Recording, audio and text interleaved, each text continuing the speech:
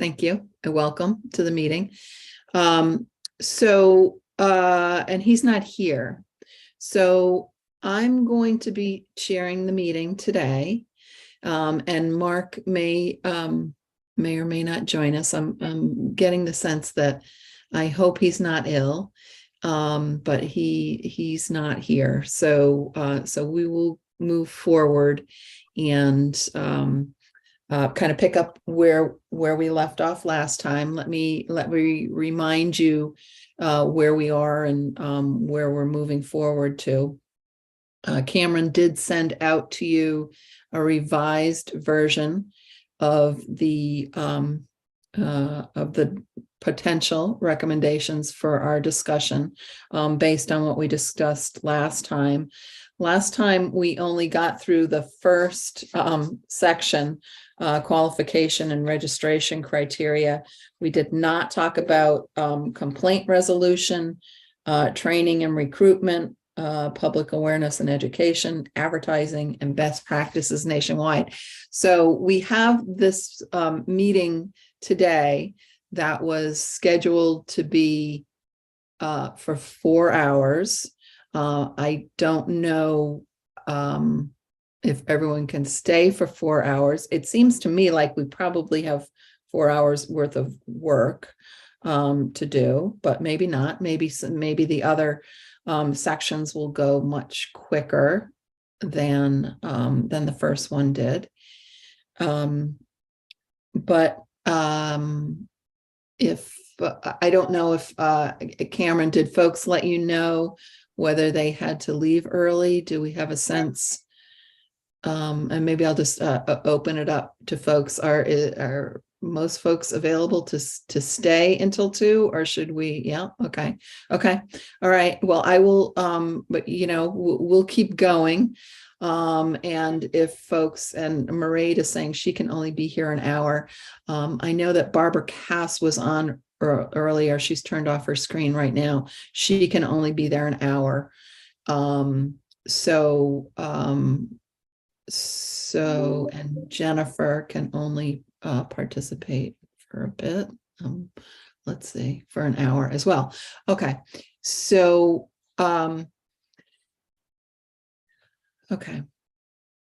So let me ask this. Suggestion that we have a break though. Can we have a, you want to get something to eat and yeah, 4 hours is long, No, I know it is. I am very aware of that, and I am aware that productivity may slack a bit towards the end. So we'll just kind of keep an eye on it, and please, folks, speak up if you feel like it's not being productive, or we should shut it down early and just come back. I know that Cameron, when he sent out the agenda, this was our last regularly scheduled meeting when we scheduled all of our meetings for this fall. But Cameron, on the agenda that he sent out, we'll get a reminder to you at the end, has now scheduled, based on your responses to the poll, Monday, January 9th from 12 to 2. So we do have that. Hopefully you're all holding that on your calendars, and we can use that for coming to consensus on what we're going to put forward. So if it's all right with everybody, I think what I will do is just briefly review what we did last time. It was really lovely that Cameron did it right on screen. He was taking notes and making changes, so you really shouldn't see anything much different than you had at the end of the meeting last time. One thing you'll notice is items that are highlighted in green. That was kind of shorthand for, there was a request from someone on the task force that we identify those recommendations that would cost money. I think that the recommendation was that we identify recommendations that would cost money or require legislation. I think quite a bit of what we're doing here would require legislation, but the green was where Cameron and Mark and I thought we would need funding to do.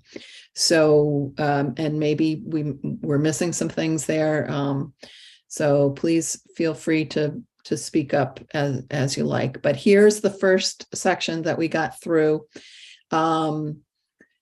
We had talked about the fact that, yes, the state does do compliance checks, but that the state should do more of that, that DCP, frankly, didn't have the staff to be doing that. I think that it was that they do random compliance checks, 2 random compliance checks a week per investigator.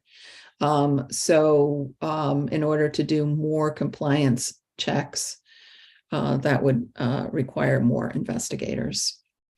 So I don't know if I need to go through all of this because you did receive it.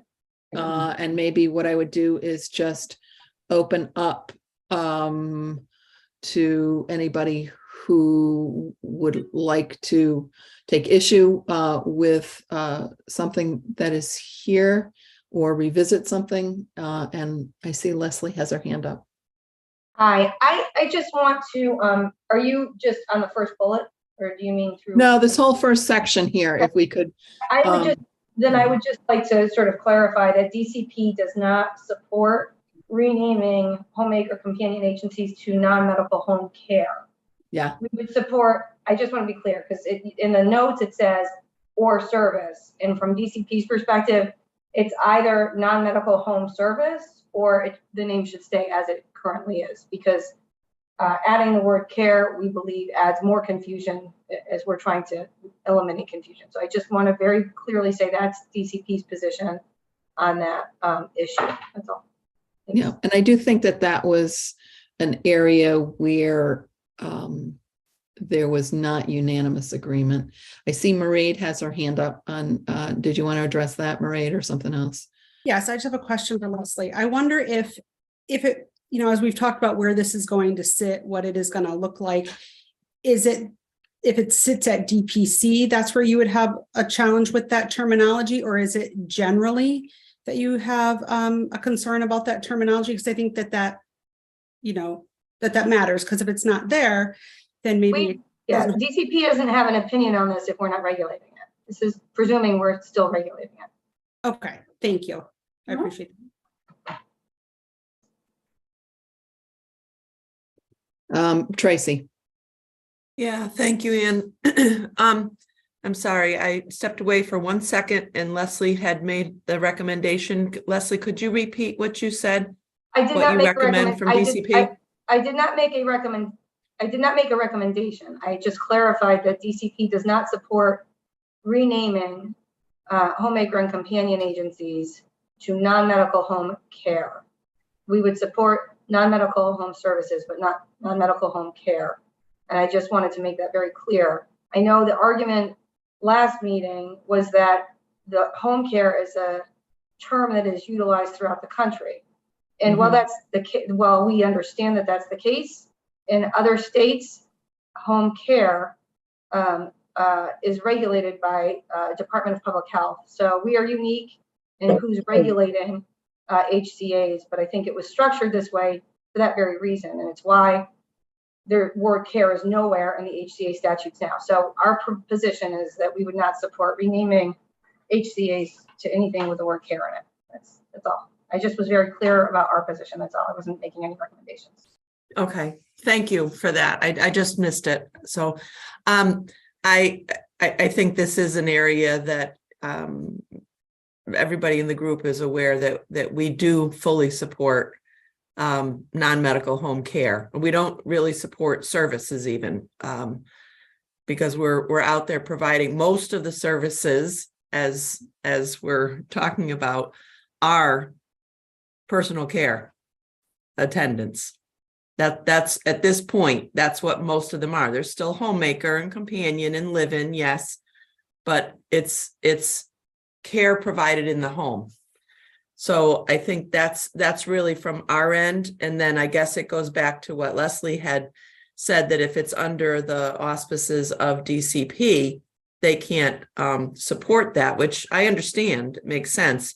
And I think that we do need to look at the future. This task force really needs to look at the future as to, you know, where trends are going in the United States, more care at home, who's providing that care. And I know the baseline of all of this really is, where does the oversight belong? And that's what Leslie had said. So I know from our end, we fully support non-medical home care.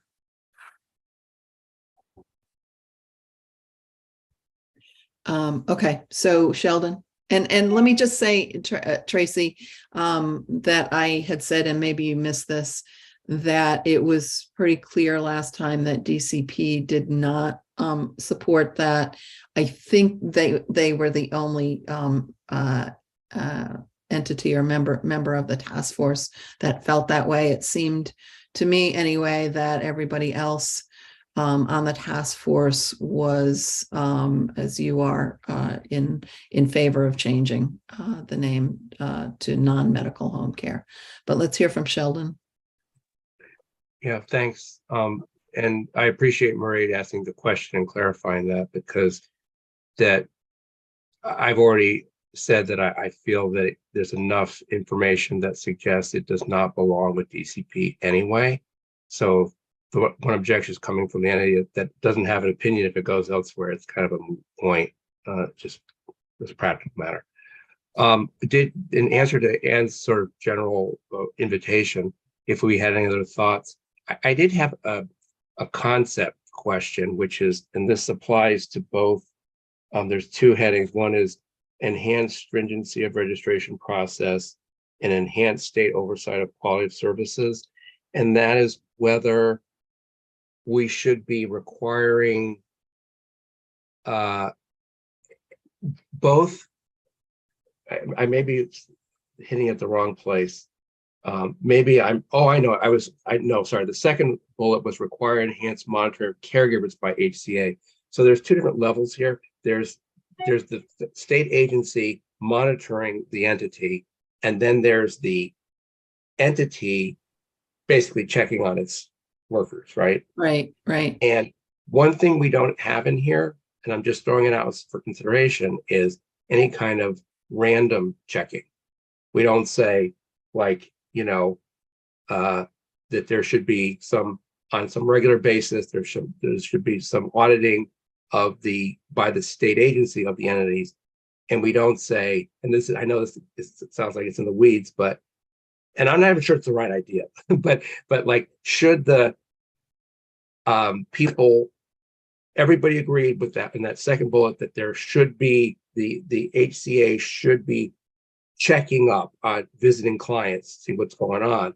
Should there even be a requirement that be random, that or unannounced or whatever? It wasn't in here, and I wasn't sure whether that is appropriate, but I just thought I'd raise it. Yeah. Okay. And can I just go back to my understanding here on this first bullet, is that those are random compliance checks that we're talking about in the first bullet, and perhaps after DCP confirms that, we should add that to it. And my understanding is that audits were something that were more extensive than compliance checks, and maybe it would be helpful to get something in writing from DCP, and we'll start to make a list of things that we need for next time. But I would like to see the difference between compliance checks and audits, so that we can make sure that, what we're recommending here is more random compliance checks, and that's what we actually need here. I don't know if that's directly on point with what you were saying, Sheldon. I was kind of thinking while you were speaking. So is there something more? And yes, I agree with what you're saying, is that the bullet further down is really about requiring the agencies to monitor more closely what their caregivers are doing. But the first bullet really is more about the state providing more oversight. So Anna and then Pam. Yeah, I just want to, very quickly second what Sheldon was saying about unannounced. I think if it does make sense, from a statutory or regulatory perspective to specify that in statute somehow, I think that's important. That's feedback that I've heard, from folks, that they feel like, they see people, kind of tidying up and putting their best foot forward in a way that's not necessarily helpful when there are announced checks. Okay, and I do, and Pam is going to speak now, because it was my understanding, and maybe Cameron can put this right in here, that they are random and they are unannounced. And maybe random is not the right word, but Pam, why don't you let us know what's happening?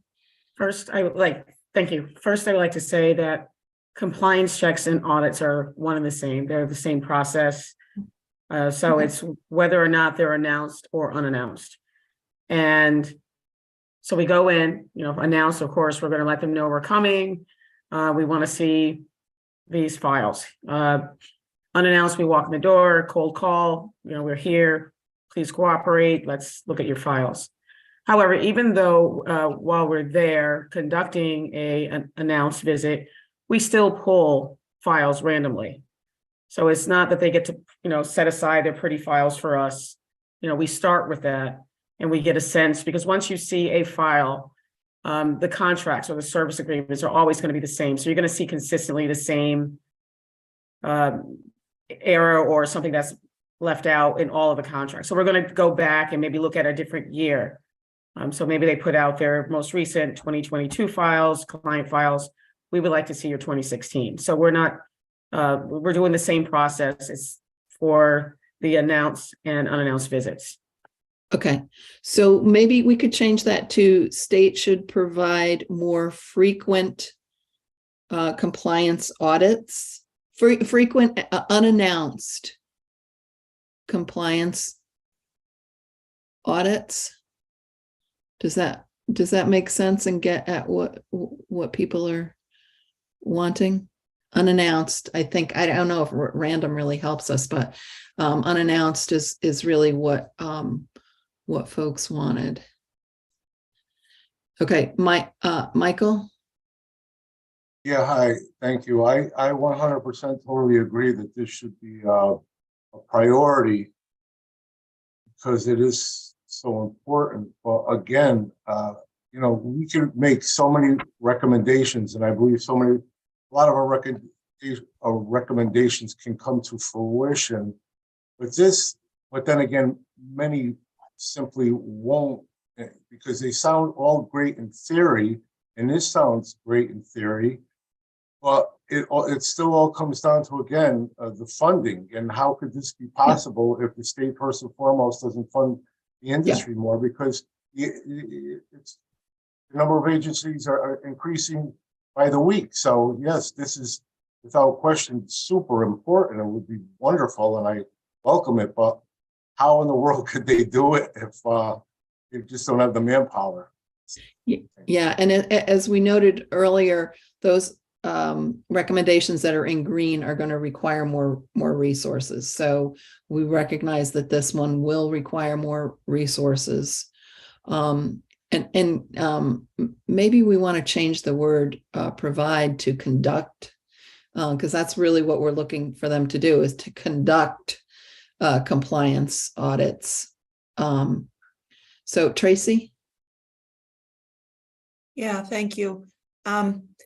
I know this kind of goes back to where does it belong, DCP or DPH? And I know Barbara's on the call today, so hoping she might be able to give some context to my thoughts. But If we're looking at unannounced and regular compliance checks, so to speak, that is exactly how DPH follows their processes.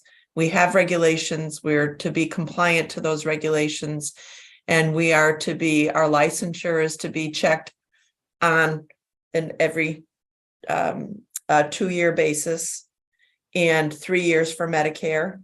So we know that DPH will be coming in, and at least with that frequency. But then if they get a complaint, and it's a complaint of a certain level of severity, they need to come in again for unannounced. So each time they are all unannounced, but you may have an idea of about when. So if DCP came in, last year, how often are these unannounced? So should they be at least every, annually? Should they be at least every 2 years? Is there something like that, so that you're not overloading one agency? And then DCP, if it stays with DCP should have the right to be able to go back in on an agency that they had some significant concerns about when they did their last compliance check. So I just think we need to be careful with words like frequent, unannounced, because what's frequent? We had immediate in another part of our with the complaints. Immediate, what's immediate? So I think we need to be cautious on how we make those recommendations, but we need to have some level of timeline. Yeah. So let me say what I'm thinking. Currently, DCP is conducting, if I'm correct, 4 per week. And you guys speak up if that's wrong, because you have 2 investigators and they're doing 2 a week. I think the recommendation was we need more than that.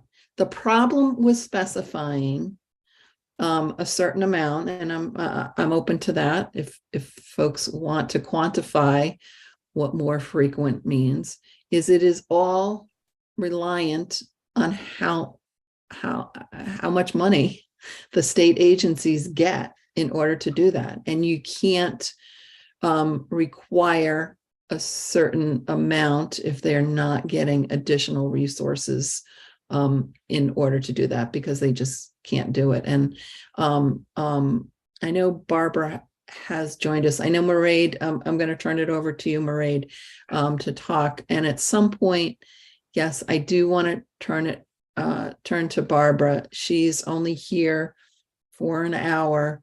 And we do have this major recommendation at the end, which I'd like to flip to the beginning, perhaps while Barbara is here, to talk about the proposal that we are kind of swirling around here in terms of moving this to DPH. But Mairead, did you put your hand down?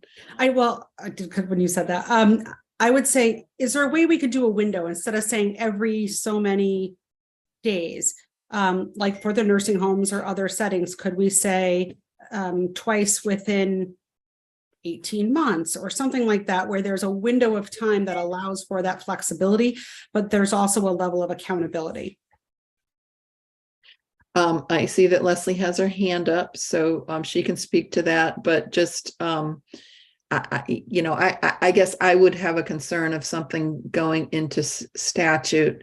By the way, I think that perhaps the sub bullet is in the wrong place, because it's really not about the registration process so much as maybe the 4th bullet down, or oversight of quality of services, and should be moved there. But that's a separate issue. But I just worry about the state agencies having language in state law saying, here's how much you have to do, and then they don't have the resources to do it. That's always my concern, even now when I'm not in state government. But Leslie, what do you think? I agree with that. I'm very concerned about putting something in statute without the guarantee that the fiscal note matches and we get the resources we need, or DPH for that matter, if it's DPH. So So for certain, I think that's very important. And, you know, we have other things we regulate where inspections are required upon renewal, and it's a real problem because of the, you know, of the resource issue. So I do have a real concern about that. You know, you pass it and frankly, you know, we're at 900 now. So you sort of come up with a formula where, you know, let's say we have X amount of staff based on the number of HCAs there are now. And then like if it, and I'm not saying this will happen, but then if, you know, let's say we end up with triple the amount of HCAs, you know, over the next 5 years. And so then there's this, so there's a real putting numbers in like the requirements and like that, even if they hold true for the time when the law passes and the resources are matched, if there's another sort of more growth in the industry, that could end up being a problem later on down the road too. So I would say that. The other thing I just wanted to say, and then I will stop because Barbara's input here is all valuable, but I just want to say I have some concerns about this sort of, well, if we all support moving this to DPH, which by the way, DCP cannot take a position on that. I want to be very, very clear. But let's say a lot of what everyone agrees to, like renaming HCAs and using the word care, is it should be specified if it's contingent upon it going to DPH, because my concern is, and everybody here has worked enough on legislation to know how it works, that what happens ultimately is, you know, it starts with, we think it should go to DPH, and then it should be renamed, but then it ends up where the sort of move to DPH doesn't happen, but everything else that we express concerns about if it stays with DCP does happen. And so I want to just flag that, and now I will stop. Thank you. Okay, thank you, Leslie. And maybe we should move at, Tracy, what did you want to say? And Sheldon.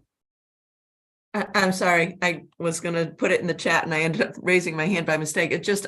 Leslie makes some very, very valid points. If we're going to move it over, there has to be a process. Everything has to be well timed out. The regulations have to be promulgated. That takes a lot of time. So we can't put too much on DCP prior to transition. Mm-hmm. Yeah, I hear you. And, you know, we haven't gotten to the point where we're voting on all of this. There may be some things that we're not able to get 100% consensus on. And we need to figure out whether we just don't move forward with something if it doesn't have 100% consensus, or we recognize that there isn't 100% consensus. But yes, I totally agree that if there was a major transition like that, that all the pieces will need to fall into place. So Sheldon, what would you like to say? And then we'll turn to Barbara. Yeah, so, sorry to be blunt here, but I wasn't even sure, so you're correct, whether Leslie has voting, you know, the right to vote here. But yeah, she does. Okay, so to me, the fact that one person is opposed to something is, we can't move forward if we're going to do that. If we're going to say one person can stop everything, and even if it doesn't move to a different agency, which I do support as indicated, doesn't mean that it shouldn't be the change. The fact that one person doesn't agree with it, and it's the person at the agency where it's going to be imposed. Well, things get imposed on agencies all the time. I don't really think that should be the determining factor. And I think that, you know, just being realistic about it. But I agree with Leslie's basic point that we do want to see all these things are premised upon hoping that we're going to move it there. So we should act that way. A different point completely is the critical issue of funding. Do people have experience, either Leslie or DPH have experience with statutes being passed? I mean, I haven't studied this, but where it actually is included in the statute, and I realize there's a different funding mechanism, but where the statute actually says there shall be sufficient funding for either for numbers of people or to conduct numbers of things. That's just that's not done. No, I can speak to that, certainly. Okay. You know, what will typically happen is that if there isn't sufficient funding in the budget. First of all, the executive branch would not support passage of a enactment of a bill that required resources, and the resources were not in the biennial budget for them. What you end up seeing, as you know very well, Sheldon, is then a clause is put in to say within available appropriations. So it renders it pretty meaningless that yes, the state should provide 16 unannounced compliance audits every week within available appropriations. Well, if there's no money to do it, you're just not going to get those checks. So I don't know if anybody else wanted to say anything further on that. You still have your hand up, Sheldon. Oh, sorry. I'll take it down. Sorry. That's fine. So, Barbara, I wonder, okay, first of all, do folks feel the way I do about that first sub-bullet really doesn't belong there? It's not about that's not about the registration process. It really is about the fourth bullet down, oversight of quality of services.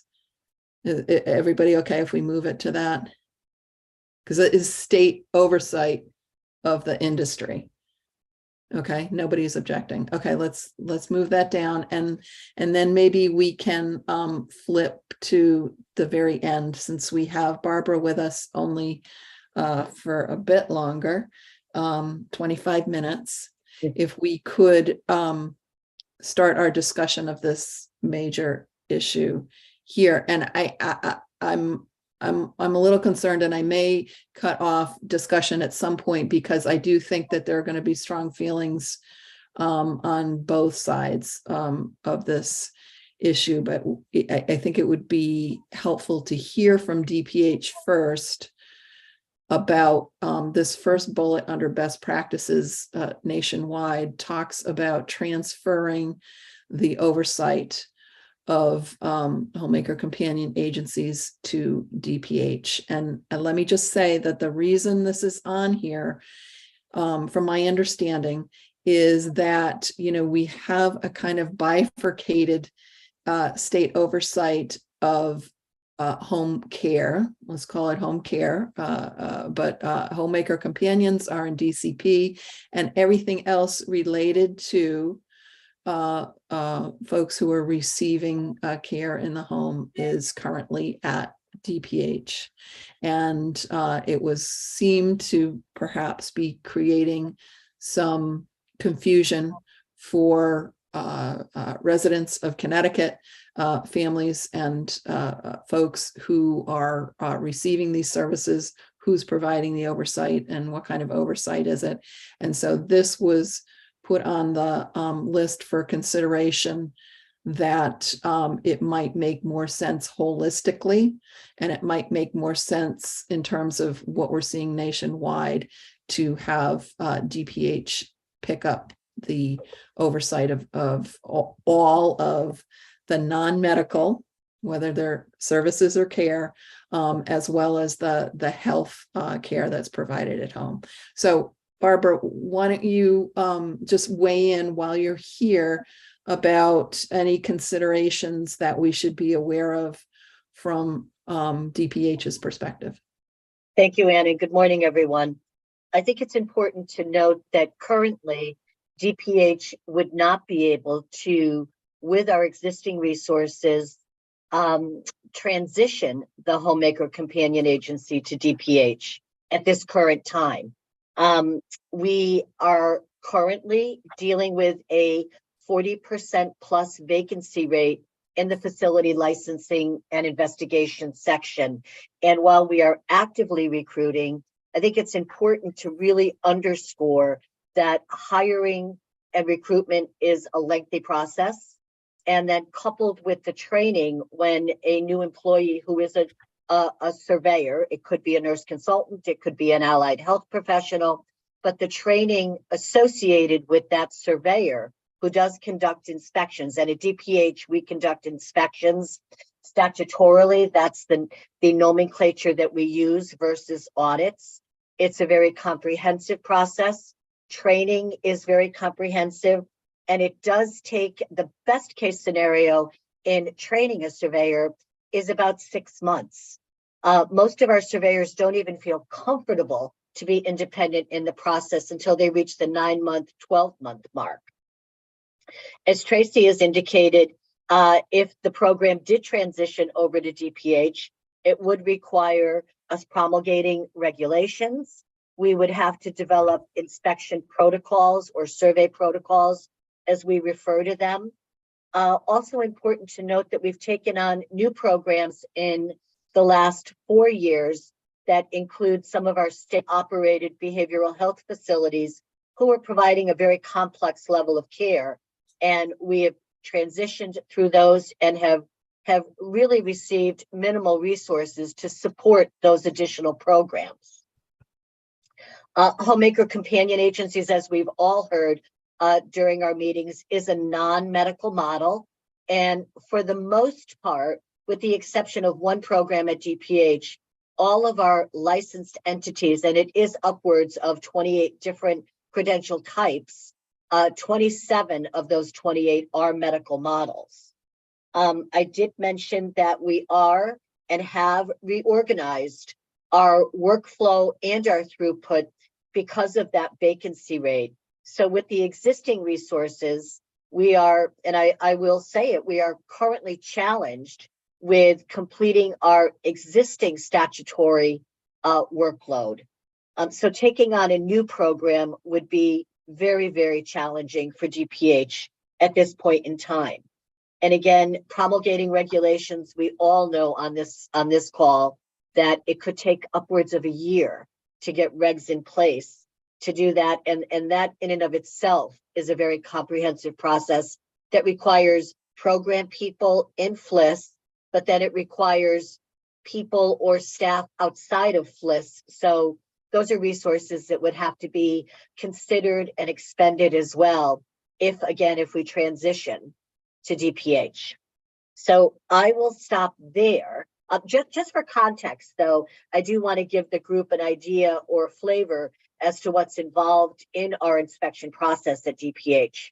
So regardless of what entity we are surveying, we usually, again, depending on the size of the entity, it could be one person that goes out to conduct an inspection, or it could be upwards of 4 or 5 people that conduct inspections. We tour, we look at records. In home health, for example, we actually do an on-site home visit. So we follow that staff person to the home where they're providing care and make observations to assess and measure compliance with the care that's delivered on the ground with those individual staff members.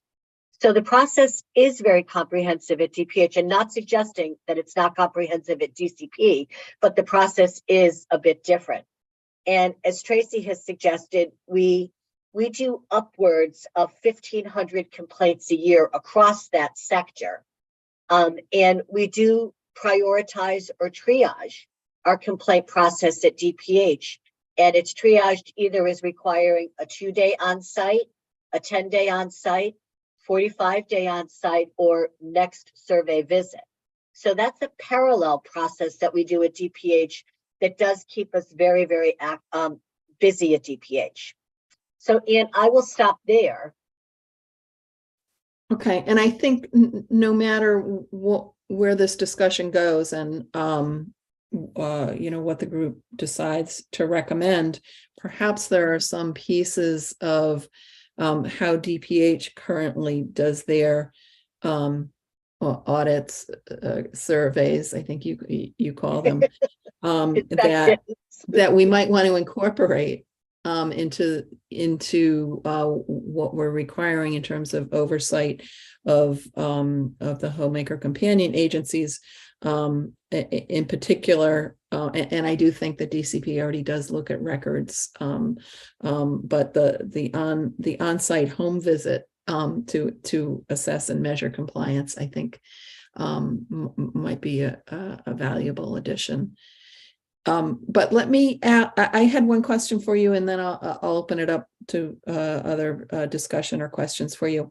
But you said that 27 out of 28 facilities or entities that you're overseeing are medical models. What is the one that is not? Residential care homes. Ah, okay.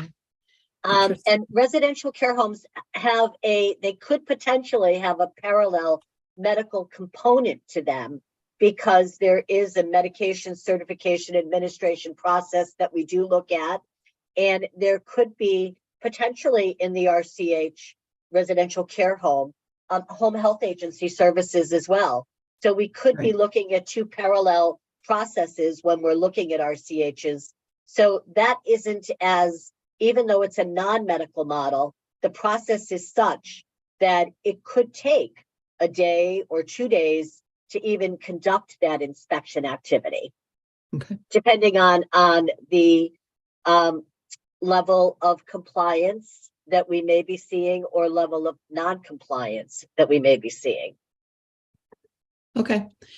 Do folks want to react to what Barbara is saying? And what I'm hearing is that your agency is currently stressed and challenged to meet your current obligations. And it is very complicated to take on a new role such as this administratively, and to actually put into place the hiring and getting the regs in place and all. And so that would all take significant time. So I think that's a very fair statement, Ann. Yes. okay. So reactions from folks, is this something that we move toward in the future? I know Tracy has her hand up, and I know she is opposed to this recommendation. So maybe we hear from Tracy. Yeah, no, I'm not necessarily opposed to the recommendation, and I guess probably of everybody on this call, I'm as aware of DPH's staffing issues as Barbara. You know, I know what they go through, and I understand their work volume and the processes they go through. I also look at DCP is you know, with the growth, they don't have enough staff either. So I think whatever recommendations we make, we need to make sure that we're making some that hopefully we can get a fiscal note that would be approved, you know, not over the top, but something that will at least enhance compliance and quality of care provided. But one of the points that Barbara made about, you know, RCH as being a non-medical, HCAs obviously are a non-medical, but they frequently times when if it were to go over to DPH and they were to be in the home to do a site visit for a Homemaker companion agency and go out and actually see a client, many times home health or hospice are also in the home for clients like that, because they have that added skill level of care needed. So there can be a direct relation there too. I certainly know that DPH right now does not have the resources that they need to be able to manage this, and it would take significant time. But I also look at what data they presented on that October 21st meeting, and I also know what goes on in the other states, and it usually is under the same umbrella agency and not separated out. So I don't have an answer. I just think that we need to really think about this and figure out the best way to move forward, knowing that it's an entity that's really growing. And the other piece, I know there's 903 currently, and since the last presentation, there could be 905, I don't know. But I think that tightening some things up and having better oversight might reduce that number a little bit, just naturally. Okay, that's a good point, Tracy. So Maria, and then Jennifer, and then Anna. Thank you. And I appreciate Barbara's overview. That was great to hear. And this question, I don't know if it's really for Barbara or for the rest of the team, but my question is, as this industry maybe morphs into more of a care-oriented model, what do we do with the companions and the homemaker level of service? Because that still is so important. It may not be hands-on care, it may not be personal care, but it's kind of improving quality of life for seniors. And, I'm biased because my agency gears more toward that, but I would say a lot of agencies really are in there, not for these seniors who are further along in the spectrum and need lots of care, but for seniors who just need that little bit of help or whose family feels better having someone go in 2 or 3 days a week. Supposing we could solve all the issues with resources related to DPH, I mean, how would all of companion and homemaker services travel over to DPH with the hands-on care and include that type of oversight? I guess I just don't understand that piece of it. So I think that is the recommendation that's before us for consideration, that yes, it would go over, even understanding that this is non-medical services as DCP calls them. So and the advantage of that is that all home services are overseen by one agency. The disadvantage, I guess, is that, well, there are a lot that Barbara raised in terms of disadvantages, but certainly it does take away that clear distinction that you're drawing, Maria, that this is something very different than home health. So I don't know if there's a concern that people would have by having this in a public health agency. So did you have more, Maria, that you wanted to? I guess just throwing it out there that I do think, when we look at what other states do, certainly some states, Massachusetts, no regulations, but other states do kind of differentiate between hands-on care or personal care versus the kind of the lower level services. And I think if we get stuck, maybe that's something to look at. I don't know all the pros and cons, but just kind of putting it out there. Okay, thanks. I think that's helpful. So Jennifer, and then Anna, and then Leslie. Thank you, Anne. And I apologize. I have about 9 minutes until I have to jump up for another call. But I did, certainly just wanted to speak to some of the earlier comments and having, work and community options where we're working with these providers, working with a fiscal intermediary who are credentialing brand new providers who we're seeing more and more who are really disengaged with the credentialing process. Who are pushing back a lot with the credentialing process. And I have such concerns with brand new providers who do not want to be in compliance before they're even out there serving a number of our most vulnerable members. And then being out there with, very little oversight. And so I previously worked for the state of Georgia, which licenses what are called private home care providers. And so I was a surveyor for that group and went out and surveyed that provider type who would be, very similar to the homemaker and companion providers that we have here in the state of Connecticut. And, we are up, I think, at my meeting this week with Allied and DCP, I think we're at 910. That's active providers. And that's not counting those that are inactive or operating that we don't even know about. So I think that we have to think about that and, put that on the table in terms of how do we come up with a way to make it work that we can protect the most vulnerable, that these provider types are in their homes, often unsupervised, and, what is the best course of action to get to a point where we can, assist these providers, with being in compliance. There are many wonderful providers out there who want to do the best thing, but often don't have, the support that they need.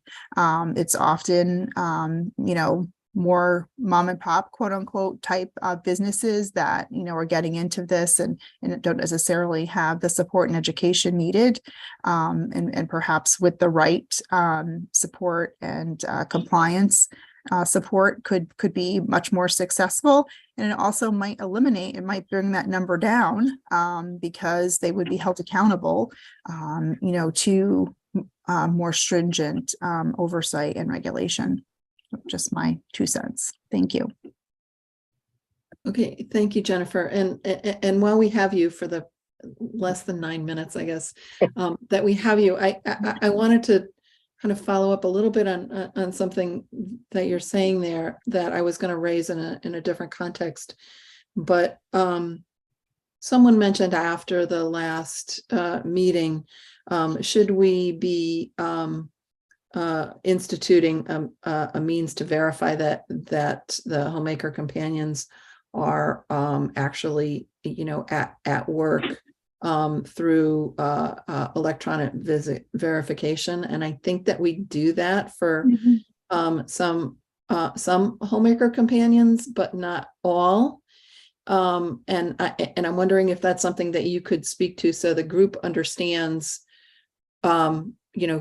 who is engaged in electronic visit verification, and I actually think that might be a good recommendation, a proposal to put forward to mandate that for all Homemaker companions. So I'm sorry to be skipping around a little bit, but I heard that you have to leave, and just wanted you to speak to that so that the whole group can hear and we can think about, is that something that we want to put into place industry-wide? Right. And as Tracy put into the chat, it's currently in place for those that are on waiver services. So those that are funded by the state at this point.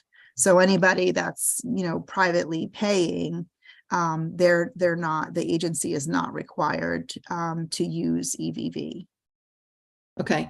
And so I am going to throw that out there as we can put it aside in a little box to talk about later, because I know we're talking about the transfer to DPH.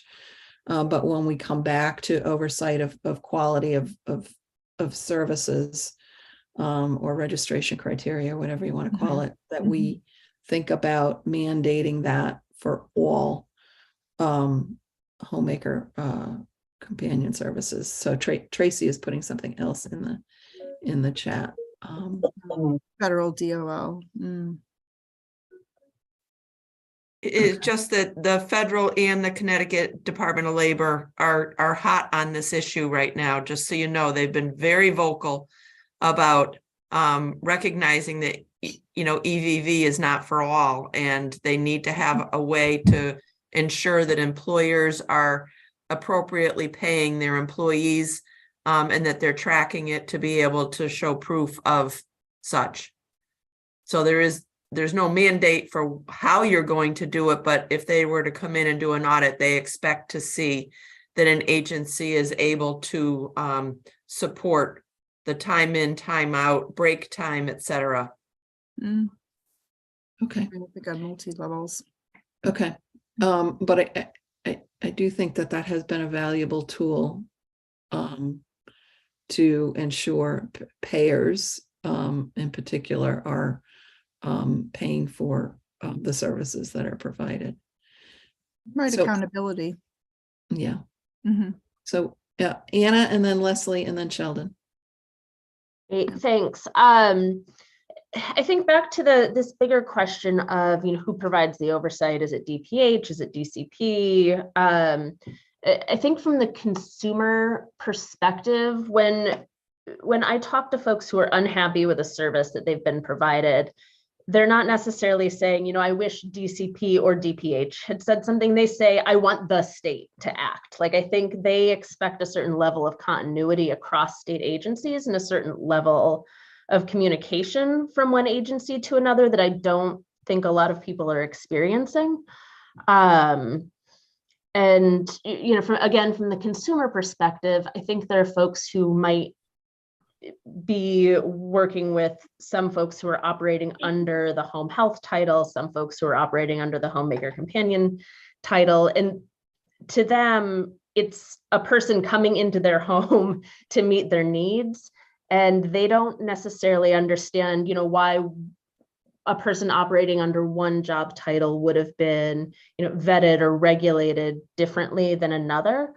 So, you know, if it's not feasible to have everything, you know, under one state agency, and, you know, maybe there are good reasons for that, you know, for why job titles would operate under different state agencies.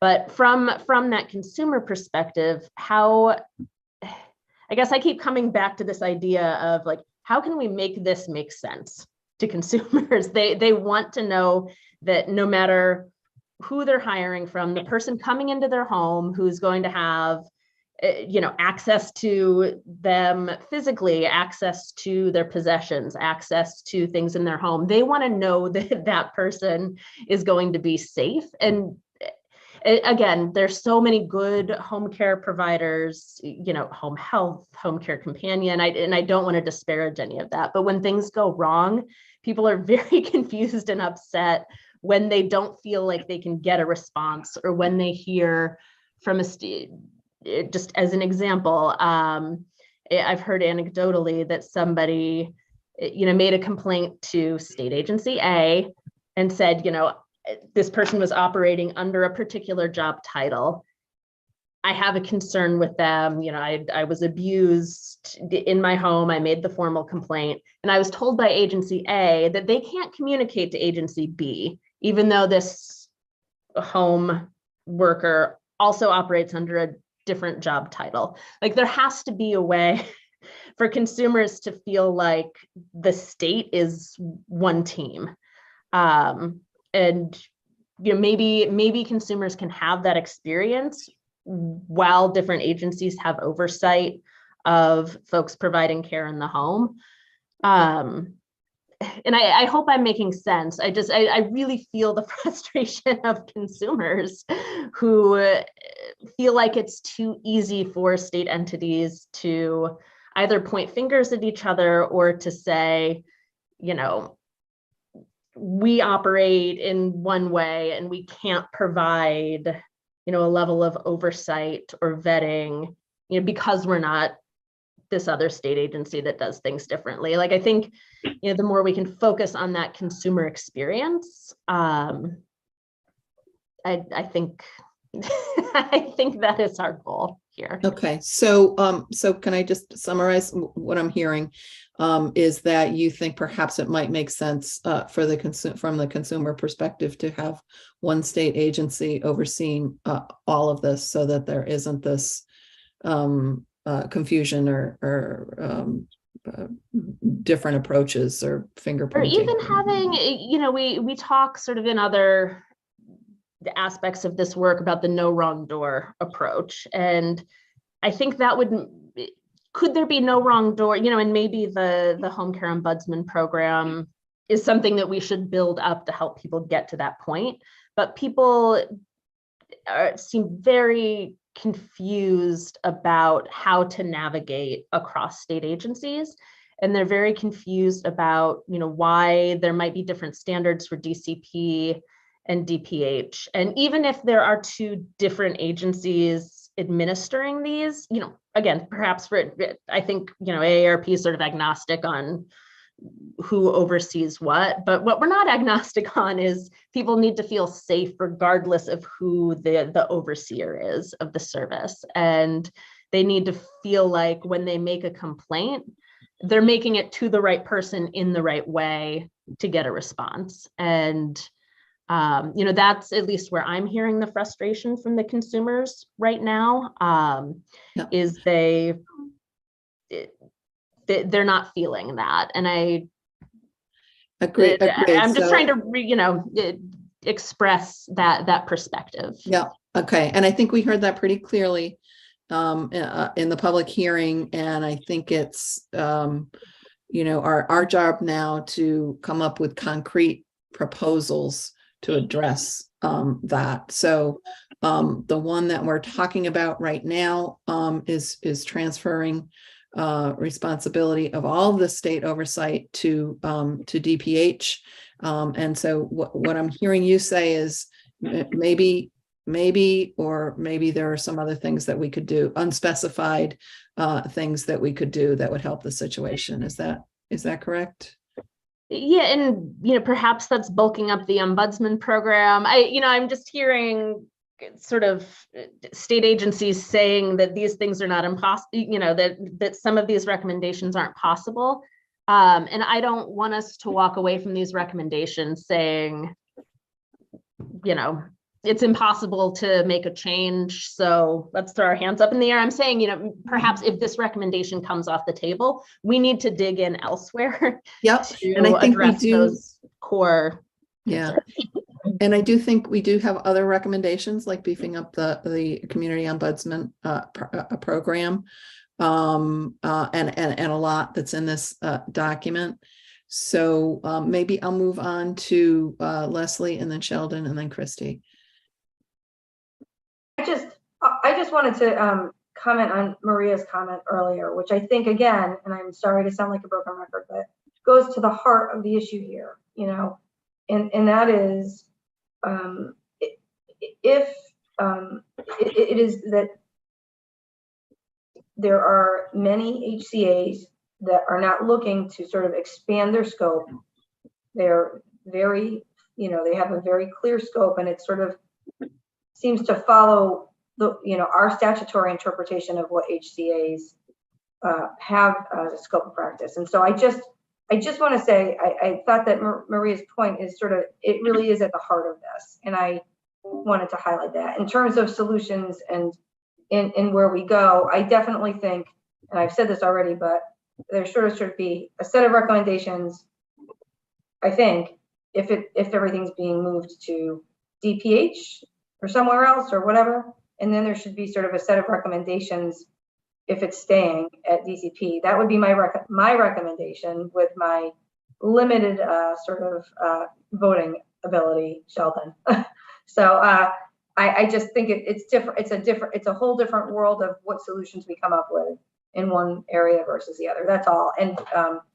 And so moving forward, I look forward to discussing more of the solutions. I do think we do really work very hard to communicate with our sister agencies when it comes to complaints that either don't belong here or do belong here when they're referring them to us. I understand there's frustration because because a lot of consumers do not understand the distinction between HCAs and other home care based services. But on our end, and I can speak for our sister agencies at DSS and DC and DPH, our folks, we all do communicate with each other about these things, and we're trying very hard to help consumers. It may not be perfect, but and we do need to do better. But I just want to say that we are very mindful of that and are looking for more solutions, and look forward to hearing about more solutions offered here.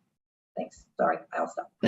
Thanks, Leslie. And I think it would be important going forward. It was my thought that a lot of these recommendations are kind of standalone recommendations, no matter which agency is doing it.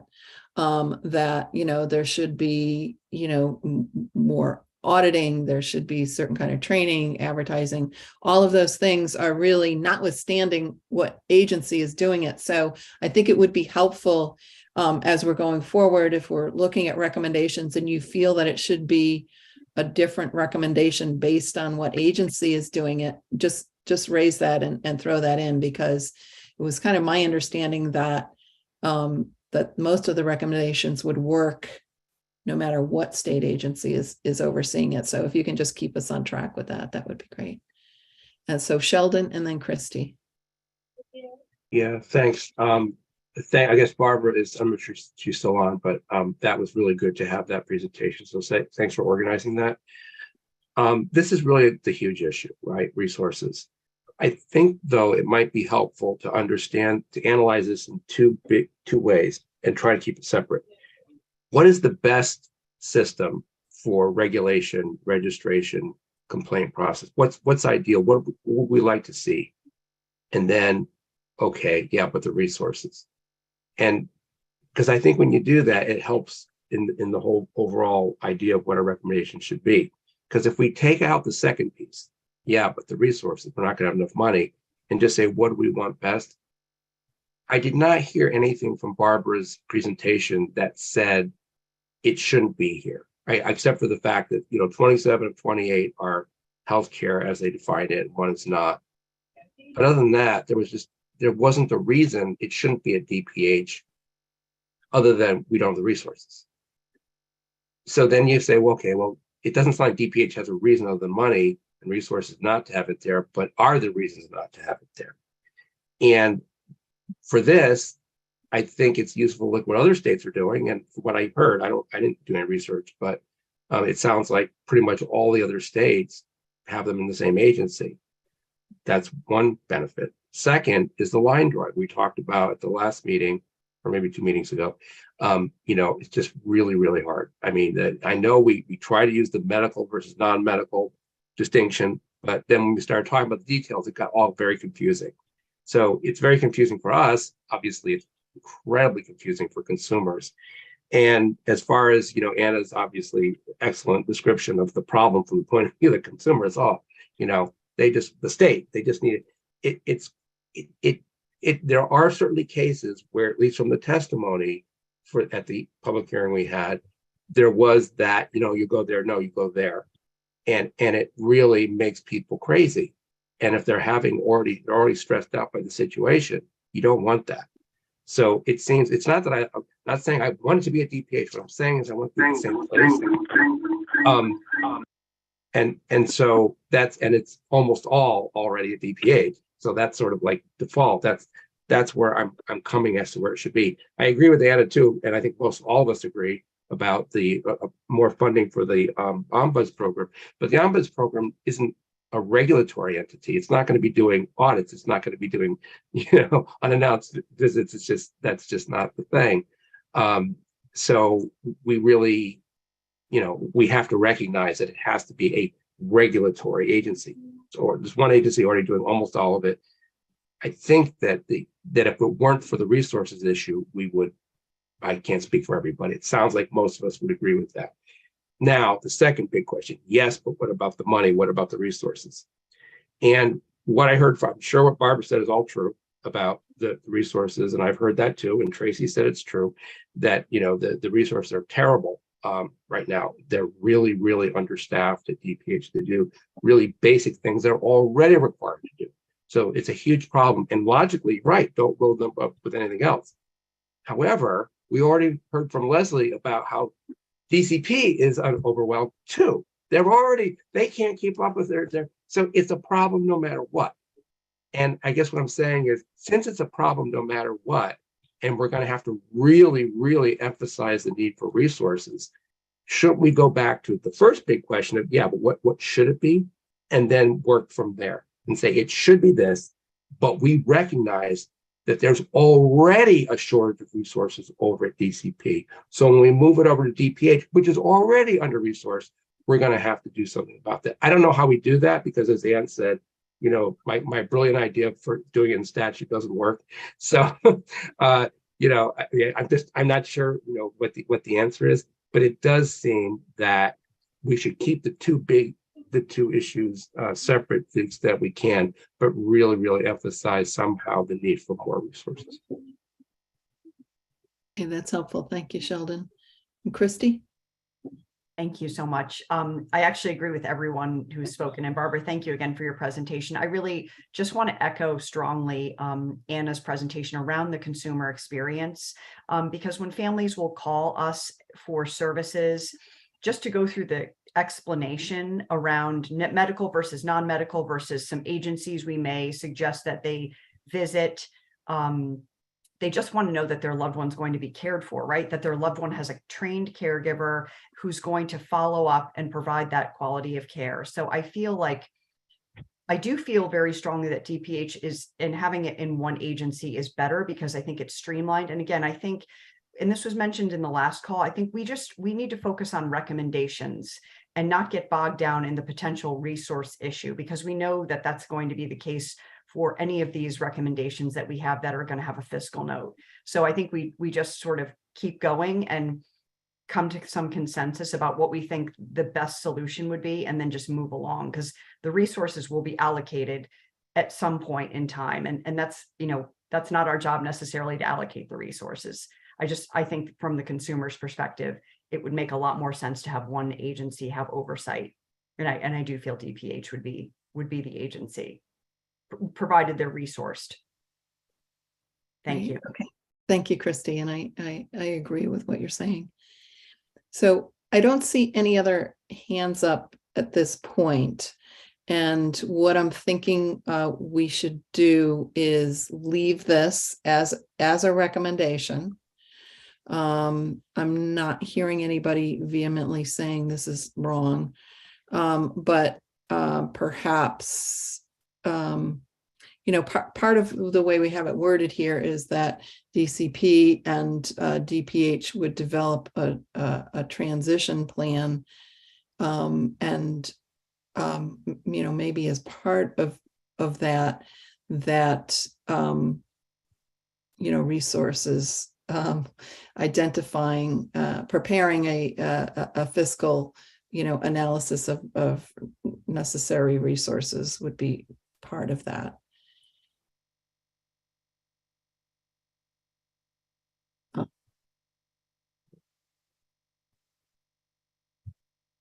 And Maria, tell me, you'd like to know more about how the non-medical services we offer might be impacted at DPH. I think. Go ahead. Yeah. No, I just wanted to add a note that I hear the information about moving everything into one department, having it at DPH.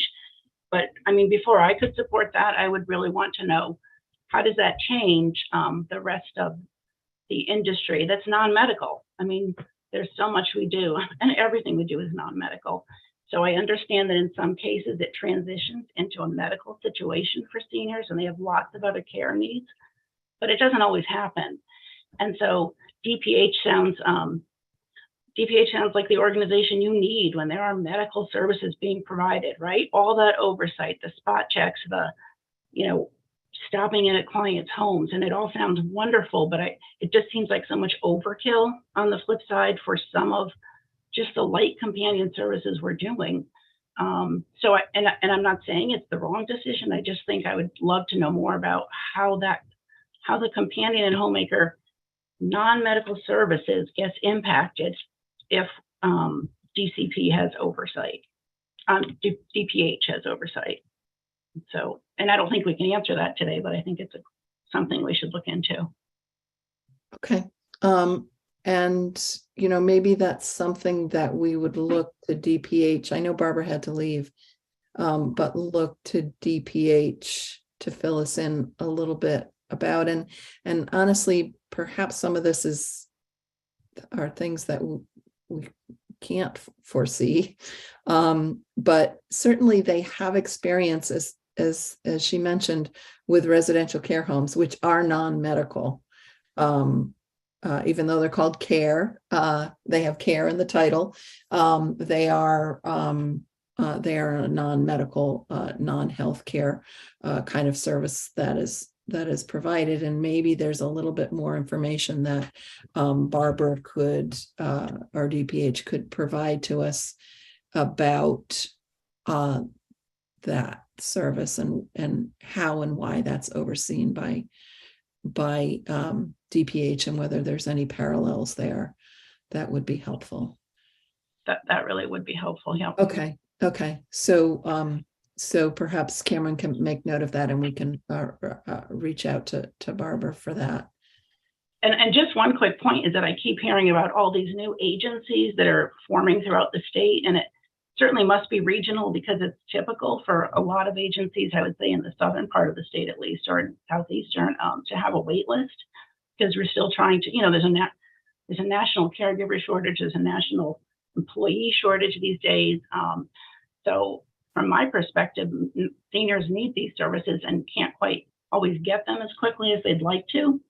And it sounds like that's not the way it is elsewhere in the state, but I think that plays into it. If there's, if it's so difficult to meet the Department of Public Health qualifications, you could really see a lot less agencies, and I think that could leave some seniors without services. So it's just something to think about. Again, maybe we're in the minority in my area. Okay. Thanks. Thank you, Maria. That's really helpful. Do folks feel like we've spent enough on this and we should put it aside for now and flip back up to the beginning? Okay, so let's do that and wrap up where we were on the first section so that we can talk about complaint resolution, which I think is an important piece of what we're doing. I might just ask if under that first bullet and under the first sub bullet, two things, I guess. One of which is this idea about electronic visit verification. Is there any concern if we kind of add that as a proposal to look into whether electronic visit verification would be appropriate? And maybe, I don't know if that's in the right area, but I think Sheldon and Tracy want to say something. Yeah, I have a concern with that. Okay. I need a lot more information before I would support that. Okay. And the reason is that this has been really problematic for, low wage workers and some, lacking skills. There's been a real, and again, I want more recent information about it. Tracy probably has some, but with especially individuals who don't really have a lot of back office support, they're required to use this thing. And I'm talking about the DSS side, as was pointed out, it's required there. They're required to use this and their payment depends on it. And if they're trying and they're screwing it up, there's an issue of them not getting paid. So we obviously, it sounds great. It's just that I worry about it really screwing workers. And then if workers get screwed, they disappear. So I'd like to know how it's going. I heard, I forget who it was, but somebody said that DOL had some concerns, but I'd really like to know that it's been ironed out even for PCAs who don't work for an agency, because there's a back office, then they can deal with it. But I'd really want to hear that it's working out well before I'd want to expand it into other groups. Okay, I think that's really helpful. And unfortunately, DSS is not on here, but maybe we can add that to asking DSS to give us a little bit of a presentation about how it's going and what the issues are. And let me say, I hear you, Sheldon. I know there were a lot of issues with instituting it, but the reason I raised it is because I kind of go back to it seemed like an important enough policy position to take that helps families and clients feel that they are they're getting the services that they are entitled to get. I know that there were some issues that were caught up with folks not perhaps not being there on time, not being available. And so I just think it's important to kind of put it on the table and have a discussion about it. I know Michael put in the chat, he has no issues with it. Now he has his hand up, but let's hear from Tracy and Michael about it. Can I just hear? agree. Sorry, Yeah. I just want to say, I totally agree that we need to not keep it as a recommendation until we hear more, but I just wanted to throw it out there. So go ahead. Just in terms of who to listen to, in terms of whether there's a problem or not, DSS really was the one pushing it right from the get-go. So I wouldn't, no offense, but I would want to hear from the union as well that represents the individual PCAs. If they say that it's the problems, because again, my information is old, I admit that, and it could be it has been worked out, and then it will accomplish things that the good things you said. But if it hasn't been worked out, then it causes a whole nother set of problems. So I would want to hear a balanced, I'd want to hear from more than one side about that, whether it really has been worked out or not. Okay. That's Okay. That's fair. Tracy and then Michael. Very fair, because you definitely need to get the provider perspective versus the state agency perspective. Is it needed to be able to track in and out and where people are? I would say something is needed. To mandate an EVV process might be a little bit over the top. I know one of the things that federal DOL and more federal, I guess, than state, is that they're probably going to be looking towards some type of GPS tracking, that, you know, if that's something that an agency can put in place. What we need to realize is that there are some very small agencies who may not be participating in state-funded waiver programs, so they don't use EVV currently, or they purposefully decided to stop servicing state waiver programs because they couldn't afford to manage the EVV processes. It is a bit of a cost to the agencies. On the home health side, it's different from non-medical, but on the home health, we're forced to use EVV outside of our regular electronic health record that already did EVV. So we had to do duplicate work. And some non-medical home care agencies who already had some electronic documentation system in place, if they didn't use the one the state used, then they had duplicate work to do as well. So I think if we're going to be looking into any kind of a tracking requirement, we need to be very cautious in how we put that in place. Sheldon's right. It taxes the employee, and it taxes the provider in being able to, it's added work, it's added, processes, and you want to make sure that if we're going to put something in place, it's something that will work and will not be a burden on either side. Okay, Michael.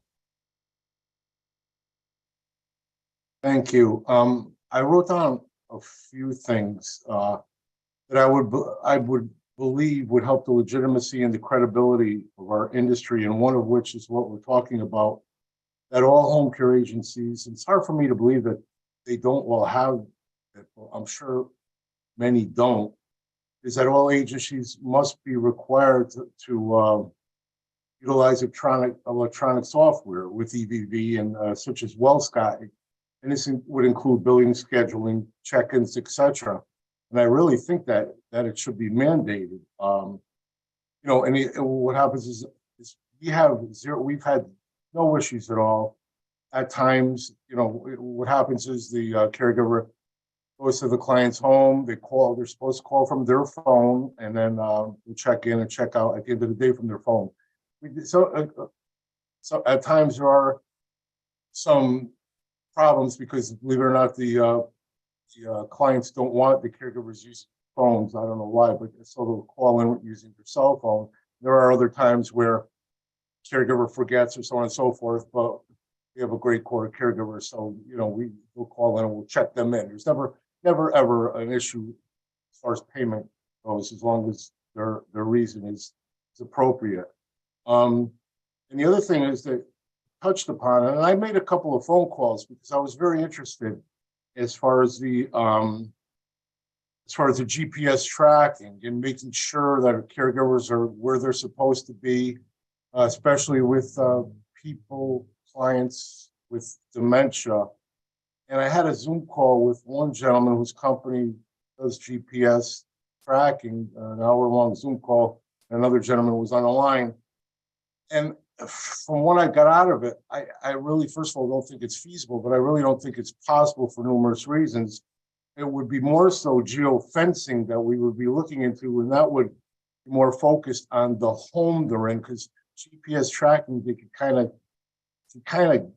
get around it, but geofencing would be what we would really be looking at, and because that would be create a boundary for the caregiver. But the big problem again, and I would, it's cost. The bottom line is cost, because it wasn't cheap when he sent me over the what it would cost me, so on and so forth. Thanks. Thank you, Michael. So I think maybe if we leave the recommendation for consideration, but we will hear from DSS and the union about, and maybe we make it more generic. I guess electronic visit verification. I was thinking of it in kind of a generic way. But perhaps if somebody thinks that terminology is concerning, then maybe there's something more generic, but please, just speak up or send something in the chat or send something to Cameron to let us know if you think that's how. So Tracy's saying, how about time in, time out tracking? Let's do that. Thank you, Tracy. So rather than electronic visit verification, time in, time out tracking. And just hear more from DSS and the union about whether that's something that we want to pursue. The other question I actually had in this area was about the background checks. And maybe somebody from the industry can just really quickly let me know. Does that require fingerprinting or no? The background checks is something, no, there's no fingerprinting. So it's not a federal background check. Is that right? It's a state background check. It's federal. Correct. It's not a fingerprinting process at this point. Fingerprinting is for home health and hospice. Okay. And it's not an easy process. Very burdensome. Hey, Rob. Rob. Oh, Michael, do you have your microphone on? You figured it out. Okay, so right now there's no interest in somebody had raised that to me. Should we require fingerprinting? I'm not hearing any interest in doing that. Can I just add some? Oh, go ahead. Leslie's got her hand up. To say the language that is now in statute that just took effect was heavily negotiated. And the fingerprinting issue was a real concern to the industry. They felt like, moving away from what was the definition of comprehensive background check to something that's more consistent with what happens to some extent anyway with some areas of background checks and other state agencies was okay. We was fine. That's where we ended up, and it's definitely a major improvement from what it was before. So okay, Tracy. Yeah, I was just going to say, if this task force were to recommend including fingerprinting, it cannot possibly be the way the current process is set up for home health and hospice and long-term care, because there are only the fingerprinting is only allowed to be completed at the state police barracks. There's no local process allowed. We'd have to figure out something to allow local process, just like any other, civic service. I mean, teachers can go to your local, city, whatever department that does it, as opposed to a state police barrack. Just huge burdens in that area. And the cost is pretty significant too. as well as turnaround time. So we'd have to be really careful if we were going to put this through to make sure that we put through an efficient, cost-effective process. Okay. Thank you. So, I'm not hearing anybody saying, yeah, we should pursue that. So we will not, pursue that. Are folks ready to go on to complaint resolution? Okay. There may be some areas in that first, section that, we could fill in a little bit more, for you, and we're certainly going to be going back, to the time in, time out, tracking issue. But let's talk about complaint resolution and, just, quickly overview what we have here. Are three, major areas. One is the immediacy, the timeliness, of resolution of complaints. This, we don't have the green highlighting here because we hadn't talked about it. But clearly, I think that this is a resource issue. The next bullet is about, right now, it's permissive, whether the state removes the certification from homemaker companion agencies if they are in violation. And the recommendation is made that it should be mandatory under certain circumstances. And then the third one is just really about clarifying the complaint process for consumers so that consumers understand what they can do in terms of complaint. But I see that Pam has her hand up, so I will move to Pam before we dive in more thoroughly. Go ahead, Pam. Thank you. I just want to speak about the second bullet, that if there's going to be a requirement for suspension or revocation, we should also have a requirement to have receivership in place where there's someone going to step in or another agency is going to step in to keep services continued for the elders at home. So if you shut down an agency, then are you also removing the employees, the caregivers that are in the home at that time? So we need to have that added to this second bullet, that there would be another agency on file somewhere that can step in and maintain the care, if you want to call it care, or the services for the most vulnerable that are receiving the services at that time. Okay, that's fair. I see Leslie and Michael wanted to talk about that. I just would add, thank you, Pam. And I would just add to that, as DSS has some kind of process and when these issues occur, and I think DPH probably does too, right, Pam? But on our end, if we have that, this does require resources, because then we have to have staff who are making sure that people are being moved somewhere else. Like, that's a process that, will require resources. That's all. Thank you. Okay, and if we're moving forward with this recommendation, yes, I agree that we would add a receivership process as a sub bullet, and we would have a green highlight on it. But I want to hear from Michael first. Michael, did you have your hand up or no? Okay. Okay. Yeah, I so did. I did. Sorry. Oh, okay. Go ahead. I wrote this down because when you talk about revocation of a certificate, it raises so many questions like Pamela just put up. And first and foremost, I was thinking, depending upon the size of the agency, they could just have 5 clients or they could have 50 clients. Now, all of a sudden, if they are, I wouldn't know how they would have 50 clients if they possibly be in violation so often. But if they were, what happens to, all these clients? Do they put the agency up for sale? Do they literally sell these cases to other agencies and transfer them?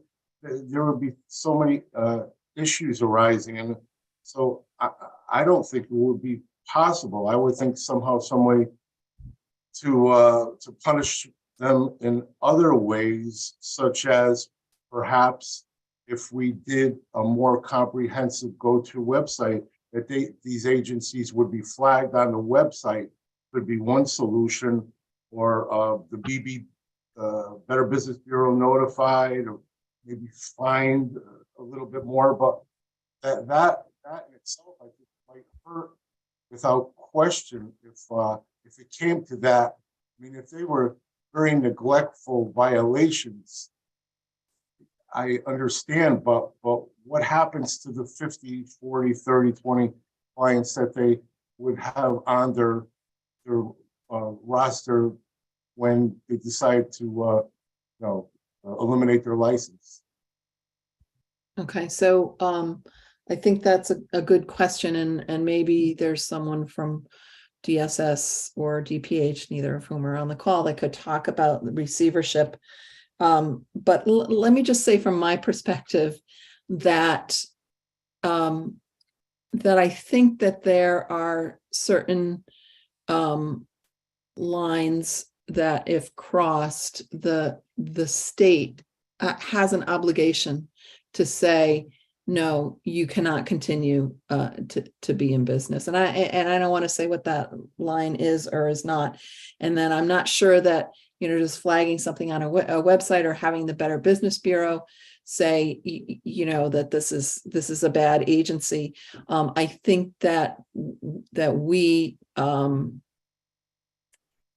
have an obligation in terms of public policy to say that if there are egregious examples of agencies that are just not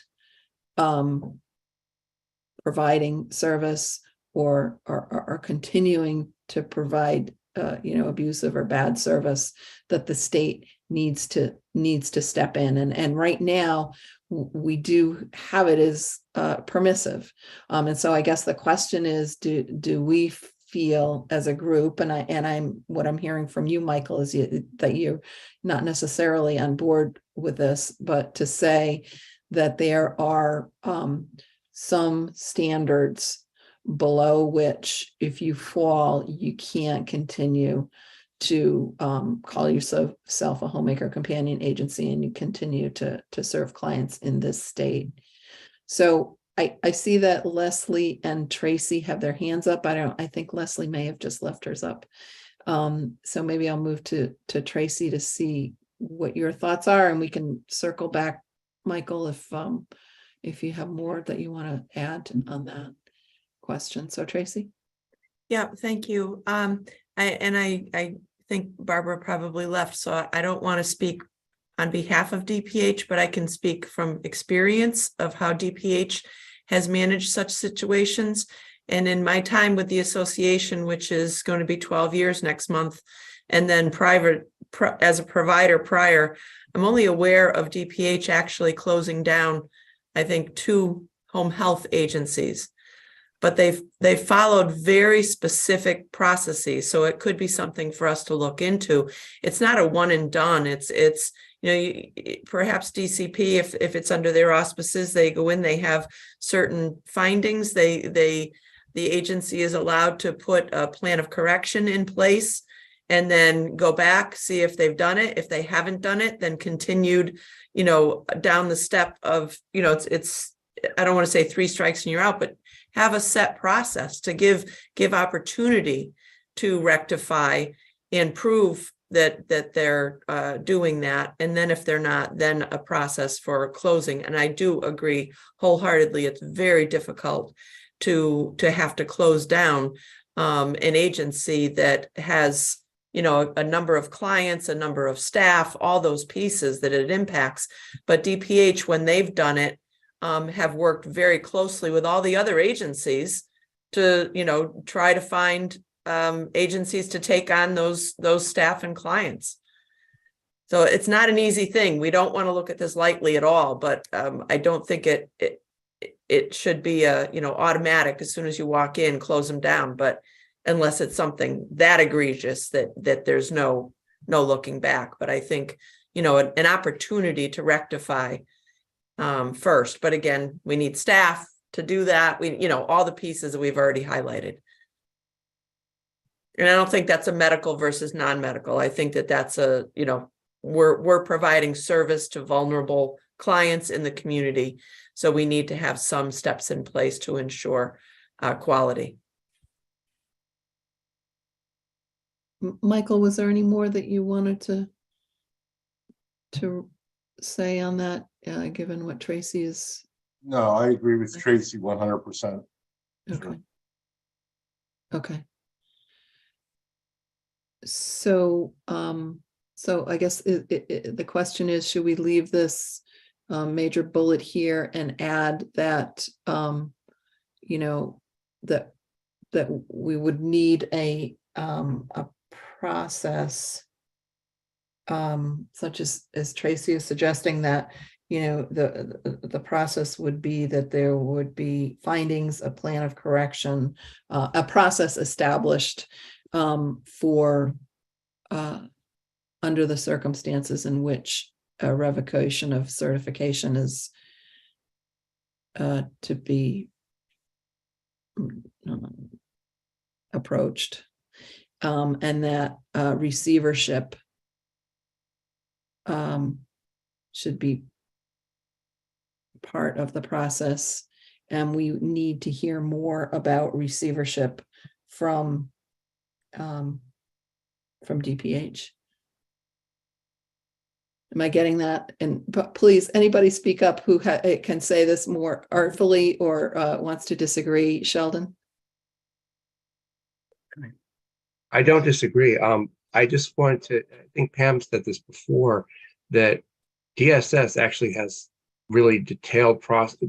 Nursing homes, right? Like closing a nursing home is a really big deal. People in nursing homes are really vulnerable, and you're going to close the whole place down. That's their home. So they're going to be evicted, not just services stop. But it happens, and DSS has a whole elaborate process for doing it.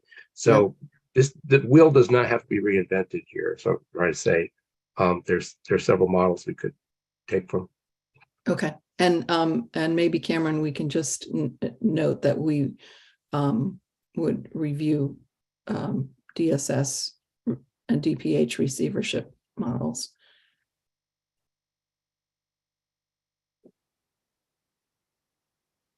And I think, and I think Michael raised this, I think in the DSS receivership, yes, I think that another nursing home does take over the nursing home that's in receivership, or another owner.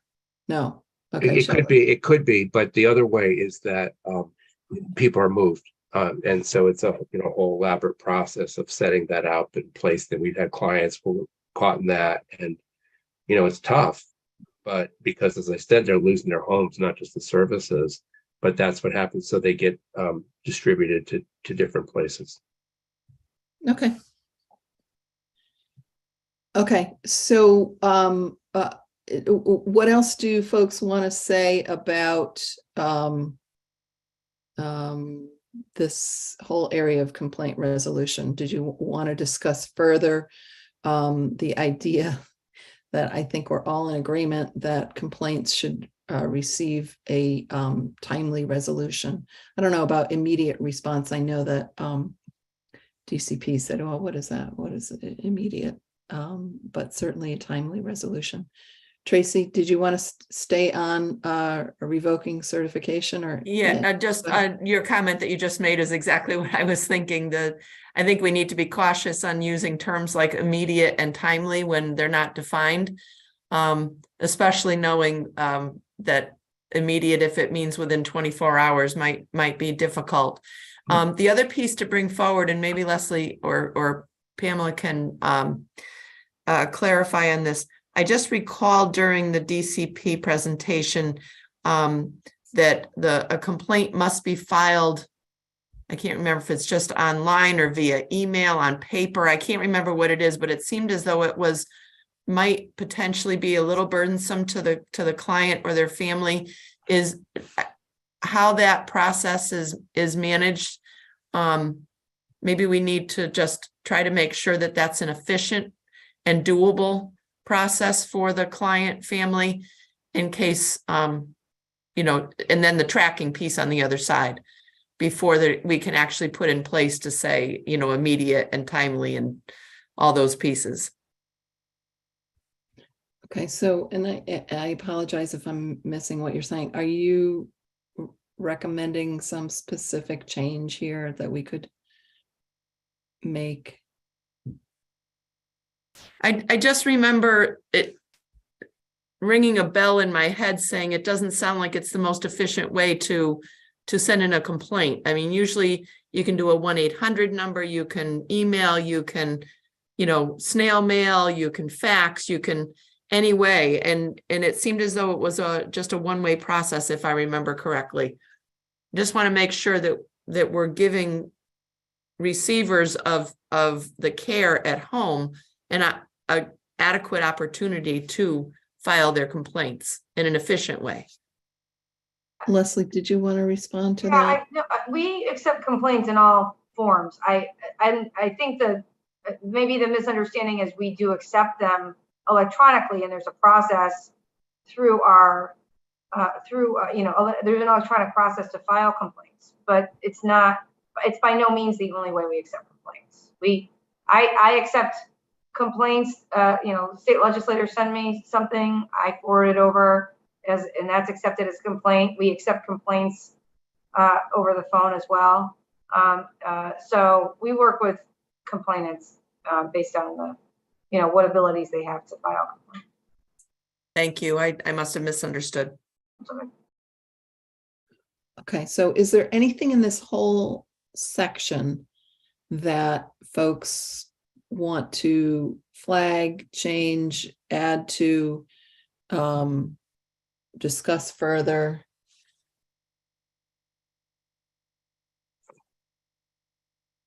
And if not, that's fine. We can move on. And I think that we're in agreement that we will highlight the first bullet in green.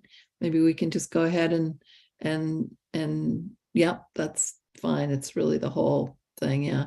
And then the receivership, certainly, I guess that whole new bullet would be in green, right?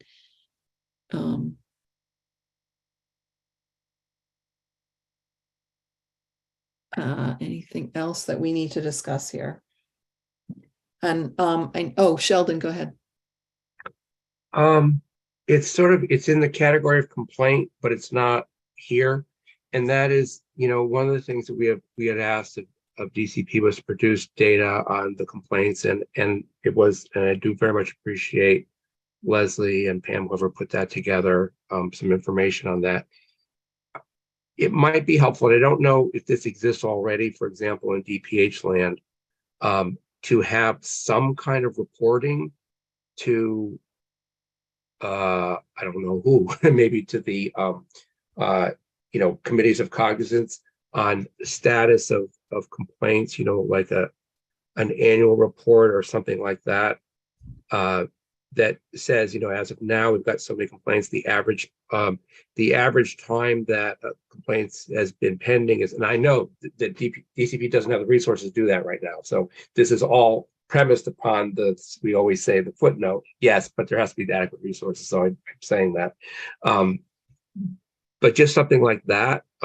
So there'd be just a handle so the public could know, and community cognizance, or maybe it's on their website or something that indicates, you know, what just the basics of the numbers, so we get a sense of what's happening out there.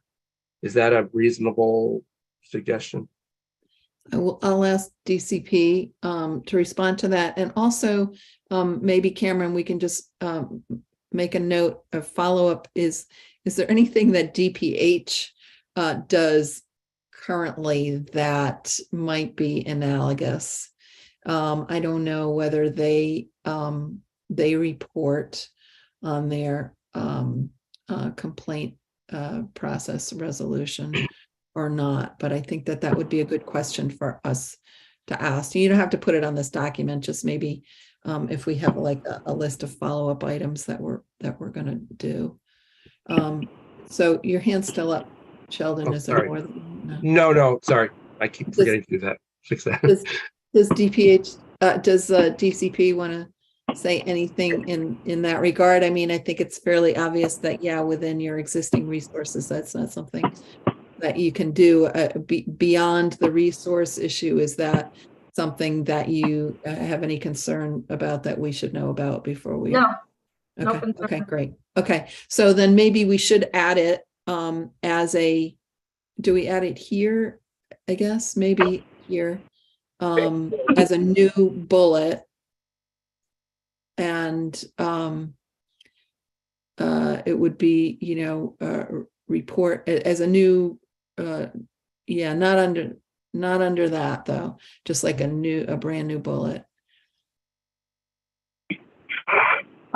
Or maybe it's under the first, so maybe a new under the first sub bullet there up in the top. Yeah, there. Just to say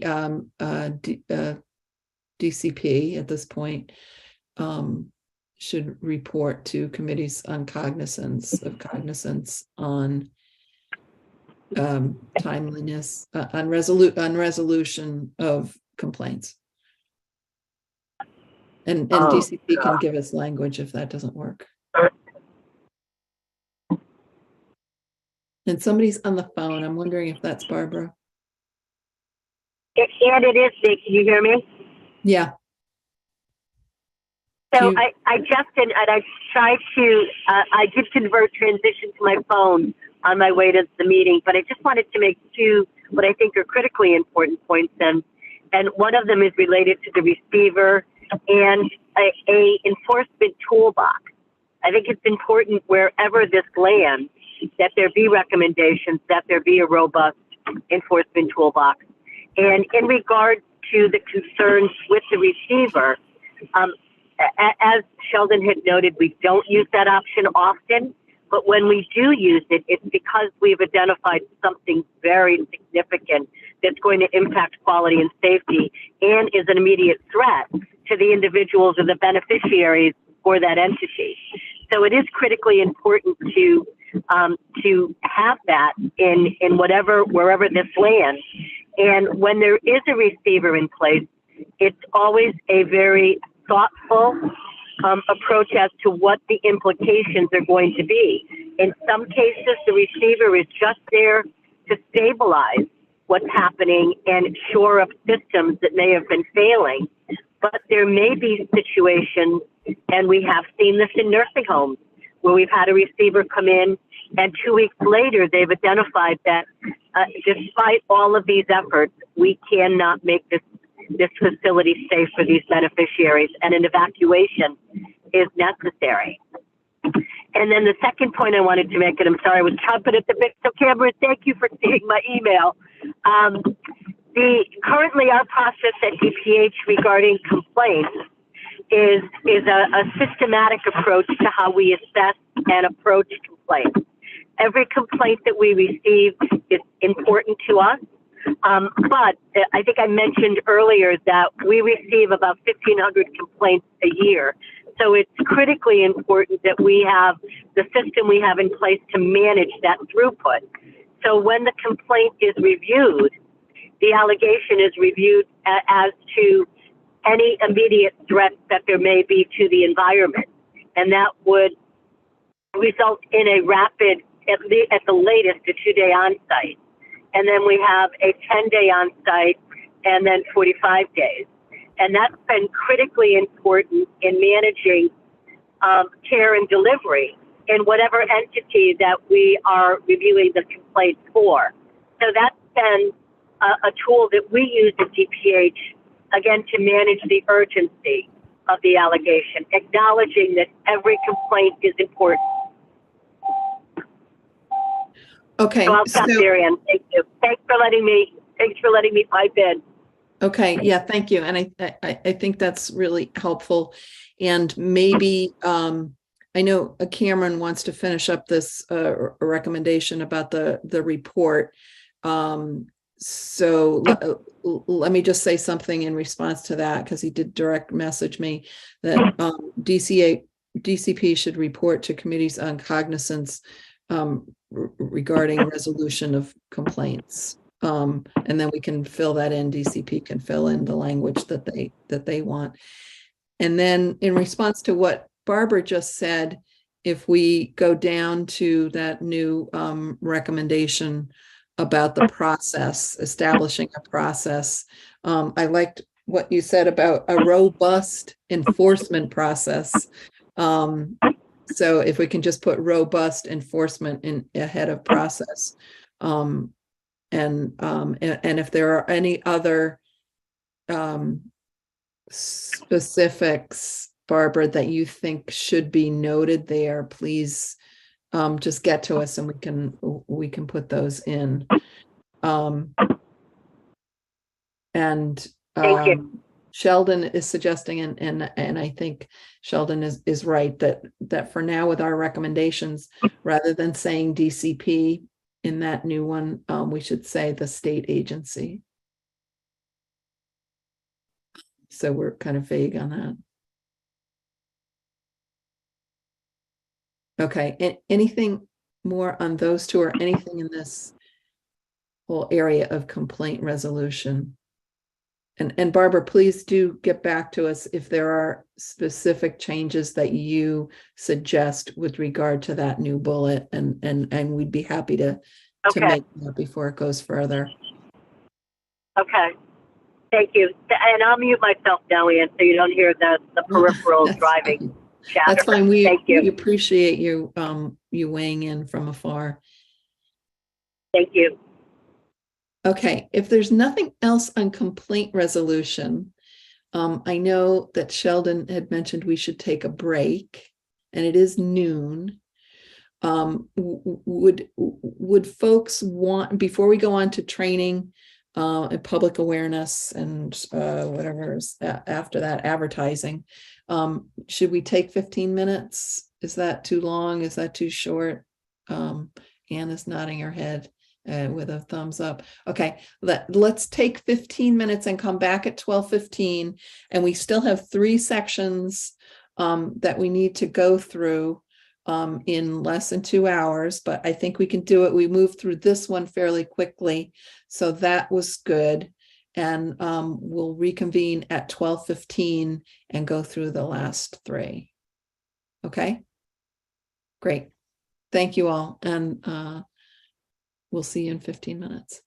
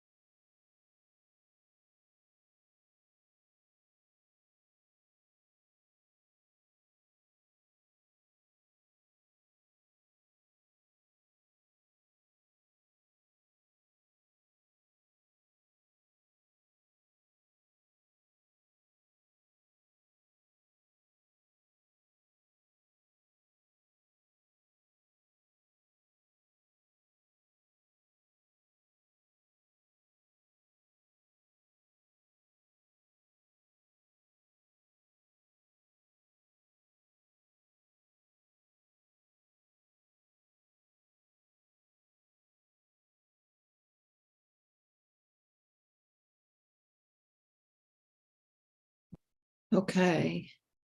So that's been 15 minutes, so I will get started, and I see folks are there eagerly ready to get back up and running.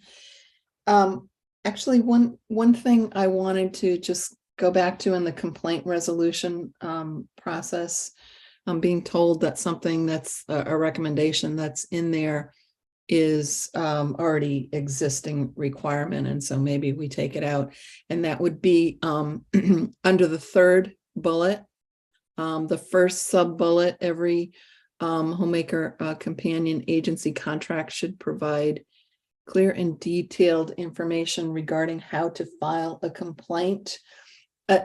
Can somebody maybe just confirm? I'm being told that that is already a requirement. Is that true? Is that not true? That's true, Ann. Okay. Okay. I went through an audit and I worked with the Department of Consumer Protection, and that's why I brought up the subject of a service agreement, a model service agreement. And it's very well written, and it's a paragraph, and it basically says complaint filing process, and go through the office first, and if not, then contact the Department of Consumer Protection. But it's very detailed, and like I also wrote in the chat that it's highlighted in yellow, so it stands out. So I would kind of recommend that too, and for the agency to clearly go over it. But yes, it's in there. So, yes, Michael, I'm sorry. Can you make a concrete suggestion for a change? Because I'm not sure I was totally following what you were saying. Is there Okay. somewhere else that we should put a recommendation, or go ahead? Well, yeah, really, it is already in the service agreement, but sadly and unfortunately, I would have to say, who knows, 90% of the agencies out there might not even have it in their agreement, because there is no such thing as a model service agreement. Because when I went through the audit process, I did reach out to a couple fellow agency owners, and I had them send me over their agreement, but maybe 5 of them, and they all varied in length, they all varied in content, they were all different and not uniform. So that's why I truly believe it should be one of our recommendations. But in my quote unquote model agreement, which is 6.5 pages long, the complaint filing process is very, very clear. And I really deem it to be necessary moving forward to be in every single service agreement across the board. So right now, without question, it's not. Okay. So we're in agreement that we're removing this as a recommendation because it is already a requirement. The piece that I'm missing, though, are you proposing a different recommendation to have a model service agreement? Yes, because okay, great. Just tell me where that should go and what you would like it to say, and then we'll just see if anybody. Okay, so we already have the state should develop and make available a model service agreement. Thank you, Cameron, for bringing us to that. Is there something that you want to change or enhance with regard to that recommendation? Well, I'm just stating that I honestly don't believe the majority of agencies out there realize that, or if they're a franchise, their franchisors don't realize that language must be in there. And I'm not sure if the majority of most agency owners know where to find it. That the complaint filing process must be in their service agreement. That's all. So do you think that having the model service agreement will address that issue? Think without question, there should be a model uniform agreement. Yes. Okay, great. So we will not make any further changes, and we'll go ahead to training and recruitment. Is everybody on board with that? Okay. Okay. So I'm just going to open it up. Here's the thing. I will just say in general what's in this section. And then we'll, open the floor for comments or questions. And from here on out, I'm going to be asking people, if you have a specific suggestion, just be real concrete about, what change that you'd like to see, or addition or deletion, or moving things around. But what we have here in this section are two major recommendations with some sub recommendations under them. The first is that caregiver training should be required, and caregiver training should be uniform. And then the second one is that there should be some optional training for memory care. So, and then there's some sub bullets underneath, which you can read on your own. And let me know if folks have concerns, questions, additions, deletions, changes that they'd like to see.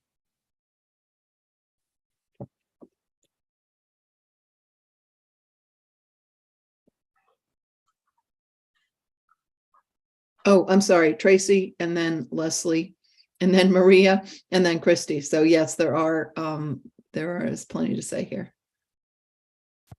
So this goes back to some of my recommendations prior, in that I full-heartedly approve and support training, some standard training. And the issue is that current DCP regulations are for homemaker and companion only, and there's no identified PCA role, which is a huge portion of the care that is provided by this type of an agency. So first, I recommend that whatever state agency it's going to be under, PCA should be defined. And then there's different training, I think, for a homemaker companion than there is for PCA. So once that's defined, I would think that training should be commensurate with the role. And then I absolutely agree with the memory care training. And again, taking the focus off anything medical and focusing it on non-medical care of someone with memory loss. Okay, so are you recommending an addition here under training of caregivers should be required in uniform, that there should be different training for PCAs? And so I guess there should be standard training for all roles, and then there should be additional training for PCA. okay. And not that it's what I recommend, but there's an already established PCA training through DSS. Okay. And if So- that's something that we support, so be it. If not, then we maybe can use it as a basis to develop. Okay. I know other states have some standard training that we might be able to fall back on too. And just to go back to your comment about it being standard, is that different than uniform? Are you suggesting that we sorry. change? No, I don't think so. Okay. I'm just trying Yeah. to understand if we need to. No, So- uniform meaning across the Okay. board. So Cameron has added a fourth bullet there saying additional training for PCAs. Does that capture? Should be available? Should be required? Tell me a little bit more. What you want that to say? Should be required Okay. and uniform, I guess. Okay. But again, I just need to make sure that there's a definition of a PCA. So I know that doesn't fall under training and recruitment. Sorry. Yeah. Okay, so I guess. Probably under qualification and registration criteria. Okay, and we do have a recommendation somewhere. I thought we did, and I was trying to yeah. find it. Yeah. Sorry, I don't want to interrupt. I'm interrupting. I do want to interrupt. Sorry. I just feel like the PCA piece is a separate piece. And so I'm just concerned about that's all. I think so anyway, I will not say anything else, but I just want to flag that I think that's a sort of separate piece that we need to address. And so Yes. maybe we can tackle the training piece is sort of separate. So maybe that belongs under in the first section, we have a bullet on expand permitted services. I don't know, is that where we're addressing PCAs? And we just define, no, not the whole thing, Cameron, just that last part about. Expand permitted services under qualification and registration criteria. Yeah, because we say there that we want to clarify the scope of services, yeah. permitted. And then I think should be defined. That's great. Yeah. Does that capture what you're thinking? Okay. It does, but I also feel strongly about the term PCA because we have a PCA waiver in the state. And it is this type of an agency that provides the PCA services under the PCA waiver. Okay. But it's not a defined service under the regulations. Okay. Okay, so we will go, thank you, Cameron. We're going back to training. Other comments? I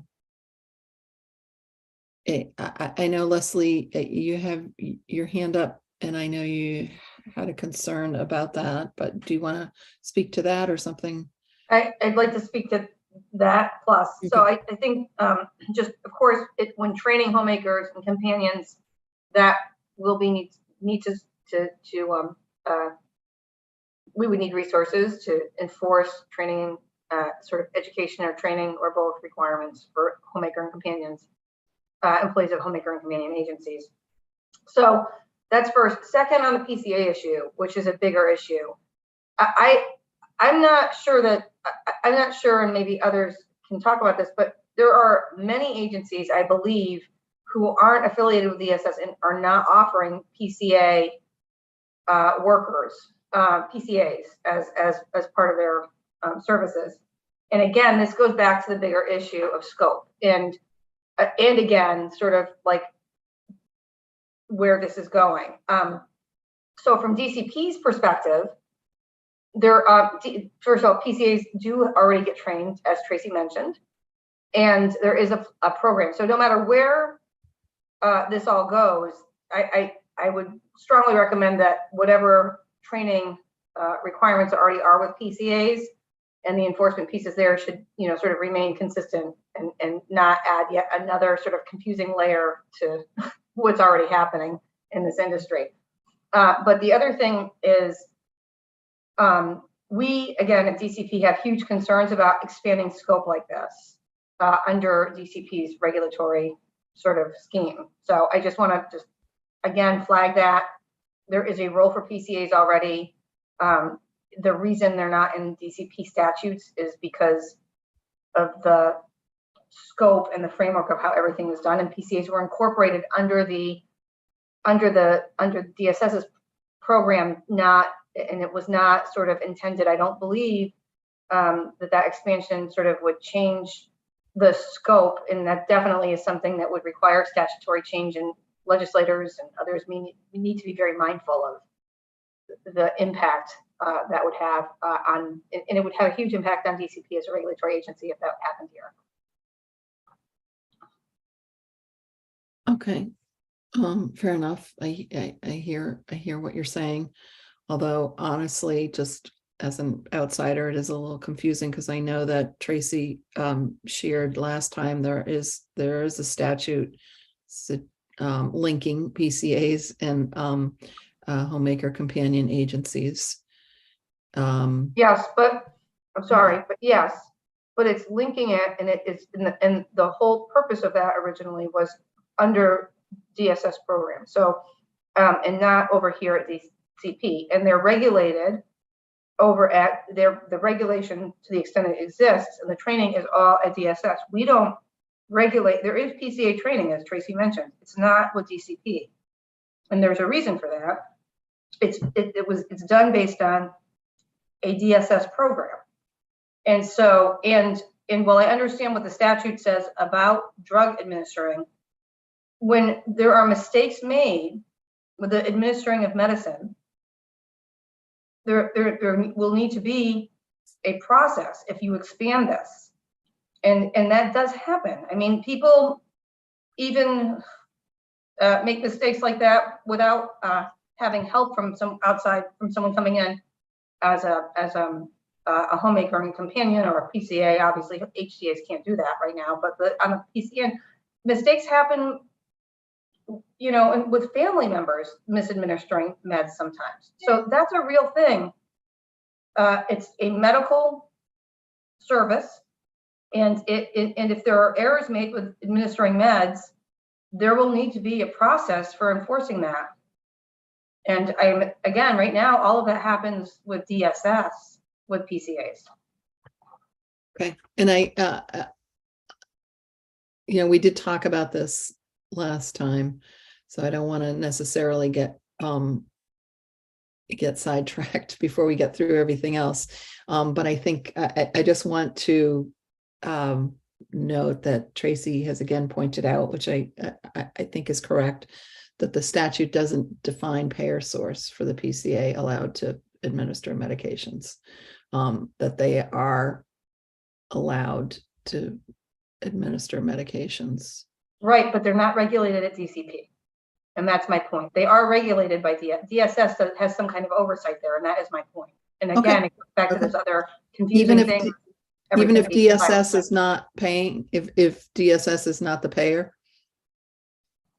and we don't have DSS with us anymore, so that's maybe not a question for you, but I would say I think we hear what you're saying, and it is a little bit murky, and I'll have to circle back, I think, on that at some point. But Maria and Christy wanted to weigh in on training. Thanks.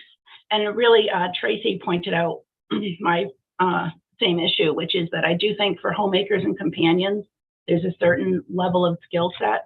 And then when you're going on to, hygiene assistants or PCA, I do think that's a higher level. So I just wanted to point out that really two levels of training, so that folks who aren't going to be lifting or transferring or getting very hands-on with their care, need a lower level of training. Mm-hmm. Good, good.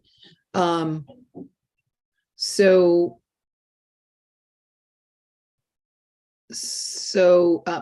and maybe we can just add that, so we don't lose that thought here somewhere, that it would be different training for homemaker companions and PCAs. Does that capture what you're saying, or is there something else that you need this to say?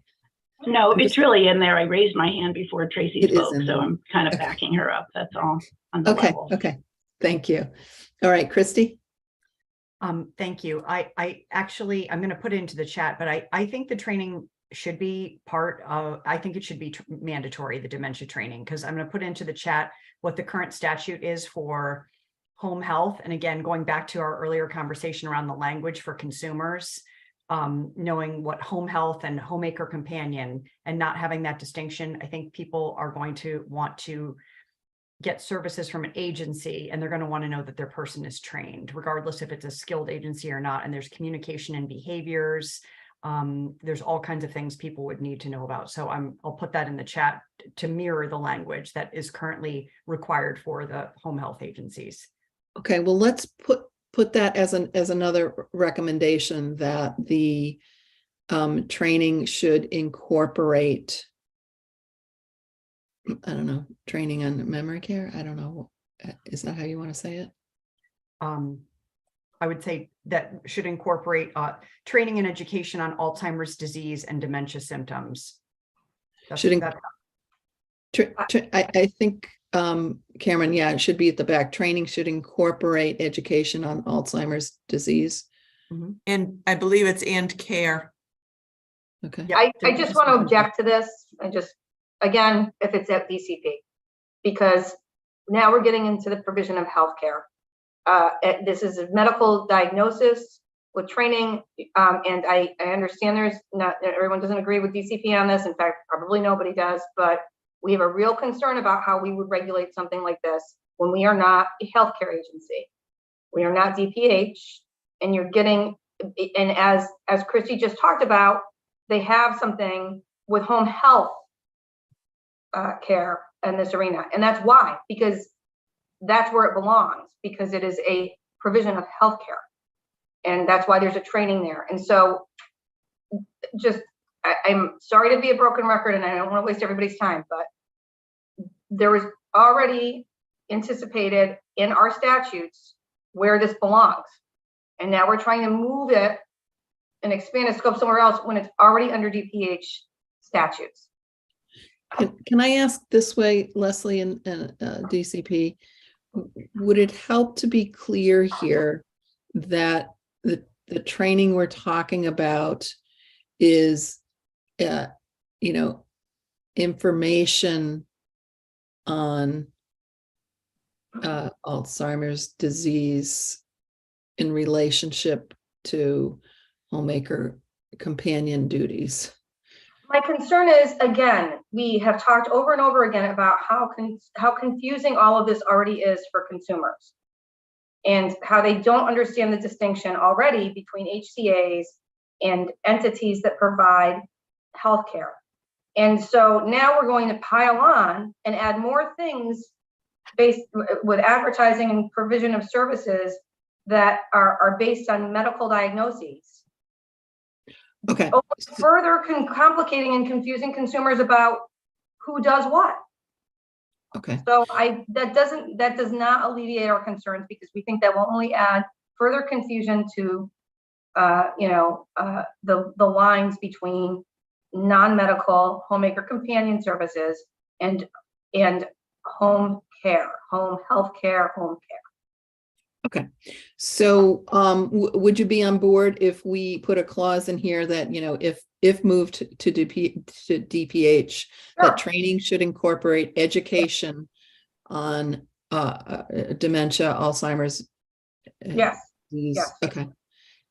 Can we do that, Cameron?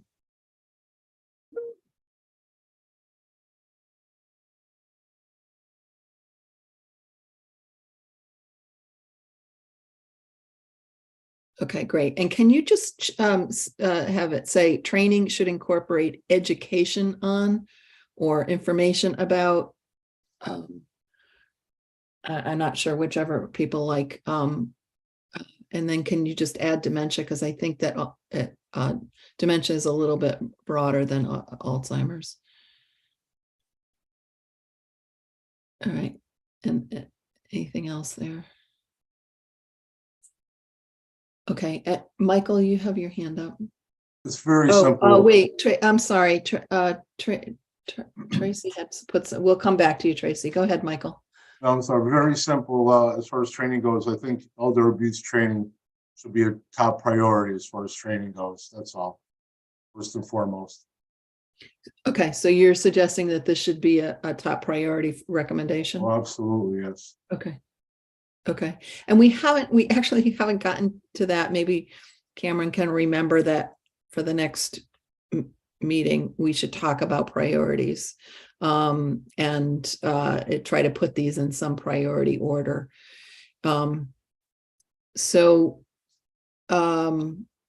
Tracy, I'm just reading something that Tracy said about disagreeing with using Alzheimer's dementia training and support. Do you want to say what you're saying here? Yeah, my biggest concern is if we keep it at DCP for now, but we plan on moving it to DPH in the future, setting up a structure to have that happen.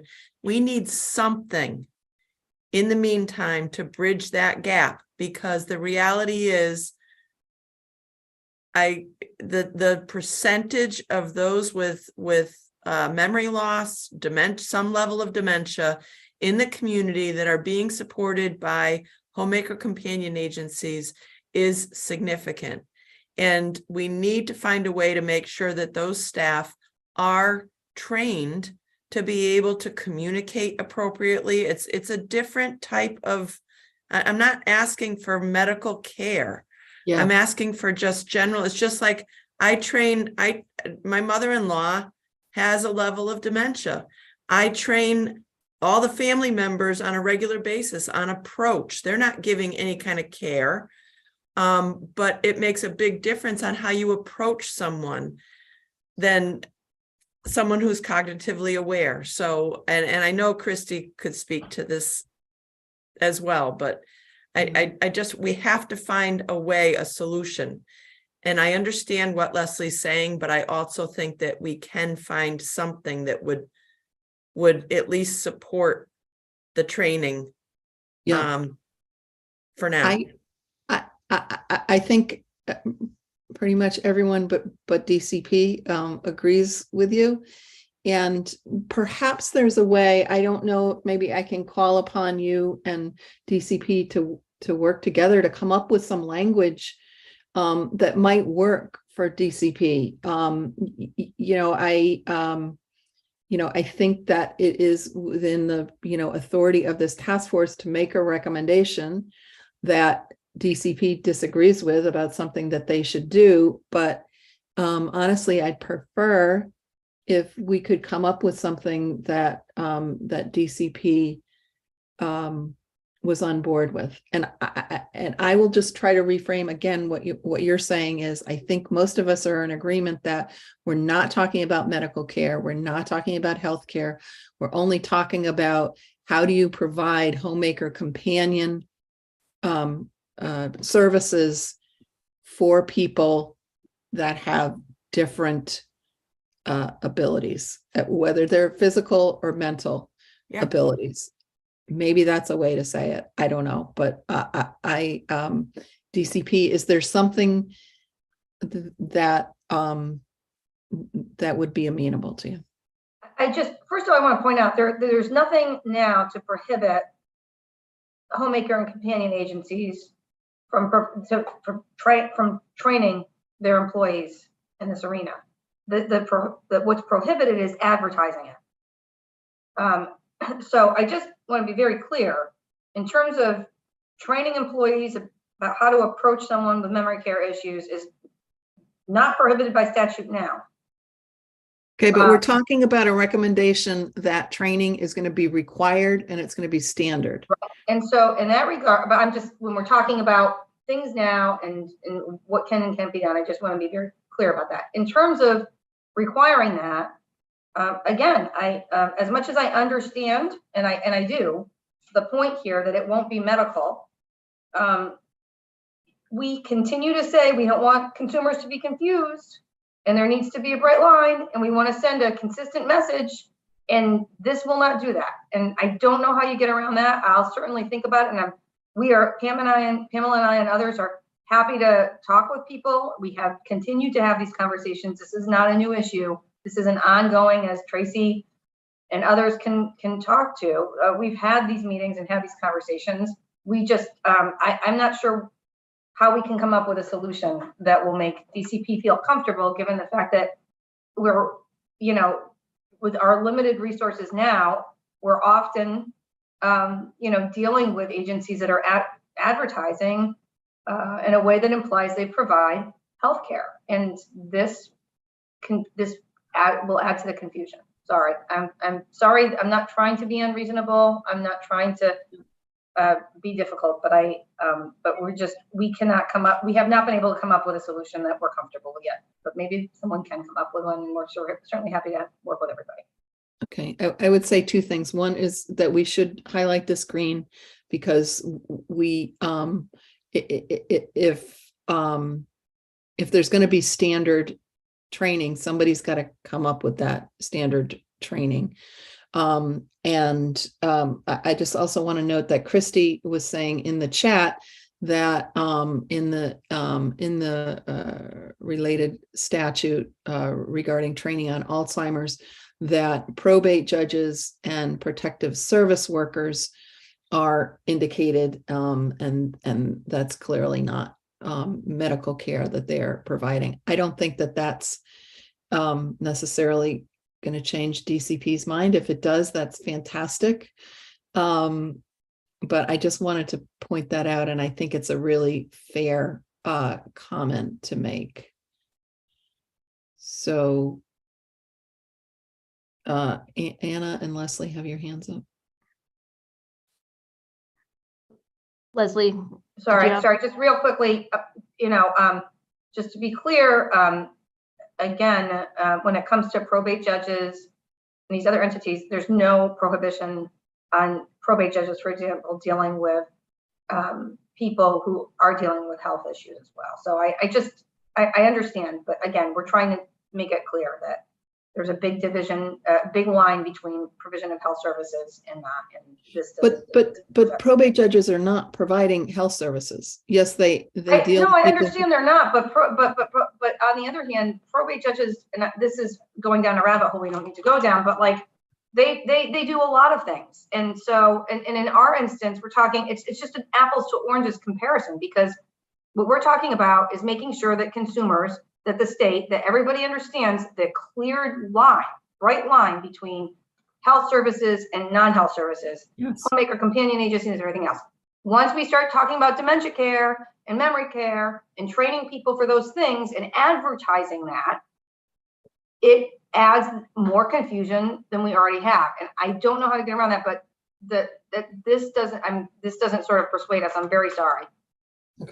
Okay. And Maria has put something in the chat, and Maria, maybe you could just send that link to Cameron, and he can get it around to everybody, because Maria is suggesting that Dementia Friendly USA is a site that offers general training about dementia for people like librarians, grocery store clerks, people who work with but don't provide health care to people with dementia, and it might be quite relevant. So Maria, that would be great if you could just send that by email. I think the chat goes away after this meeting is over, and I have concern that people are putting some really good stuff into the chat, and I just don't want to lose it. So Anna. So if the framework we're talking about is a standardized training module for all homemaker companions, could there also be, and this seems more appropriate for regs than statute, but can we recommend that DCP comes up with a one-sentence description that can be used in advertising? And like, that seems easy to enforce, right? Like, once your providers go through this training, you're allowed to say X so that consumers understand the training they've been provided. So, although homemaker companion agencies do not provide healthcare services, all homemaker companions have, at X agency have received training in how to interact with individuals that have Alzheimer's and other forms of dementia. I mean, could it be a standardized thing? That way it's easy for DCP to look at it advertising and say, you're saying something other than what you're allowed to say, but then it gives that packaged thing to the agencies that want to say something. Yes, I don't know. It just seems like this should be an easy yes, it should be. to solve. It should be. And we are getting into advertising. We're mixing, I think, a couple of things here because we have a whole nother section on advertising. We were kind of just talking about, what training should be mandatory. And I think most of us feel like this is an area that the training could be mandatory. And certainly, I think what you're saying, Anna, makes a lot of sense. I do think that DCP has a concern. It just has a different perspective than a lot of us. And maybe when we get to advertising, we can address that if that's okay. Okay. So Leslie, you do have your hand up. Do you want to say more about training? Okay. So we're kind of leaving it. We're noting that it would require additional resources if somebody's coming up with standardized training, and that that DCP would be on board with training being incorporated on dementia if it's moved to DPH. So anything more on? Oh, Cameron is saying that the chat log is recorded and can be distributed after the meeting along with the minutes. So that's really helpful. Thank you for that.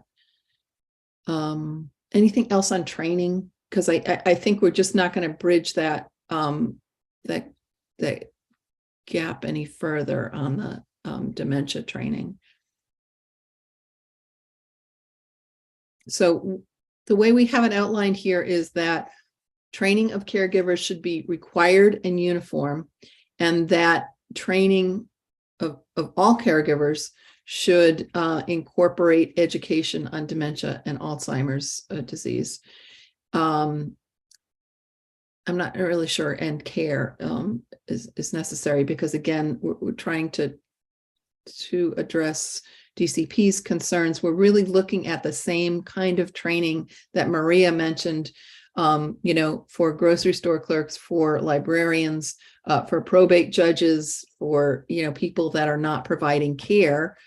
They are interacting with and providing homemaker companion services to people that have dementia and Alzheimer's disease.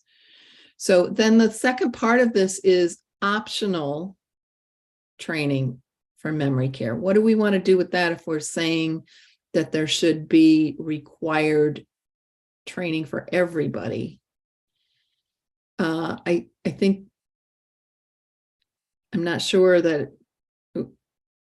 maybe we put this under the mandatory training at this point. What are people's thoughts about, does this become irrelevant if we're saying that training for everybody who's a homemaker companion should incorporate education on dementia and Alzheimer's disease? Do we kind of incorporate this into the mandatory? Sheldon? So I have a question for the providers on the call.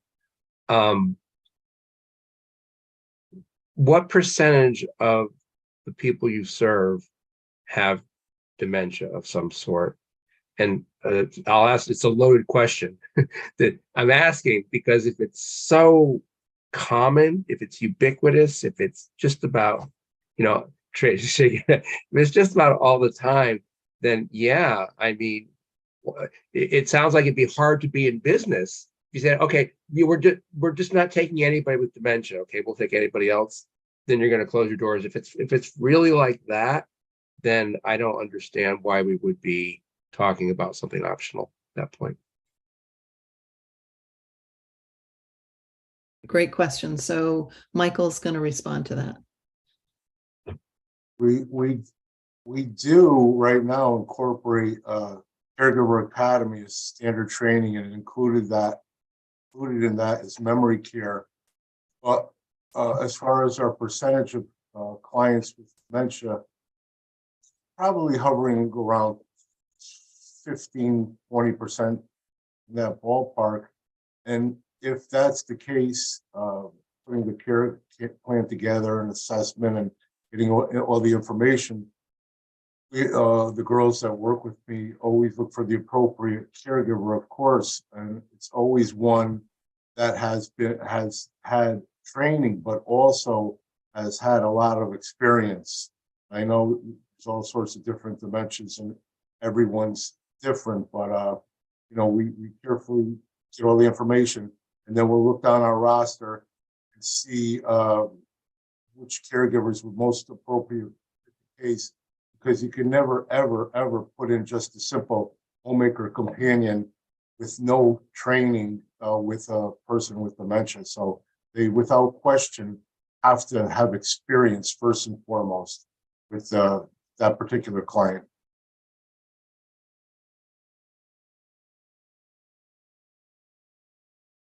Sheldon, is there any thing you want to react to there? 15 to Yeah, 20? I mean, that was lower than I thought. And so maybe maybe I'm wrong. Maybe it is not crazy for a provider to say, yeah, we just don't serve those folks, and so we wouldn't want to I guess, make them have to train their folks or not providing that service. Or as a policy matter, is that a bad thing? Because then you will have providers do that, and we don't want that. We want anybody. That's a really important question, I guess, is do we want to say that any agency providing services, if you're going to provide services in Connecticut, you have to agree to include people who have memory and dementia issues? And so maybe that's a separate question as to whether my small percentage, relatively speaking, and it may grow, it probably will grow. As a policy, we think that anybody providing services has to include those folks in who they serve. And if they do, if your situation is, common 15, 20, that they should have training for serving those people. I would not be in favor of making a mandate that in order to be in business in Connecticut, you have to serve people with a particular diagnoses. But are there other folks that feel one way or the other?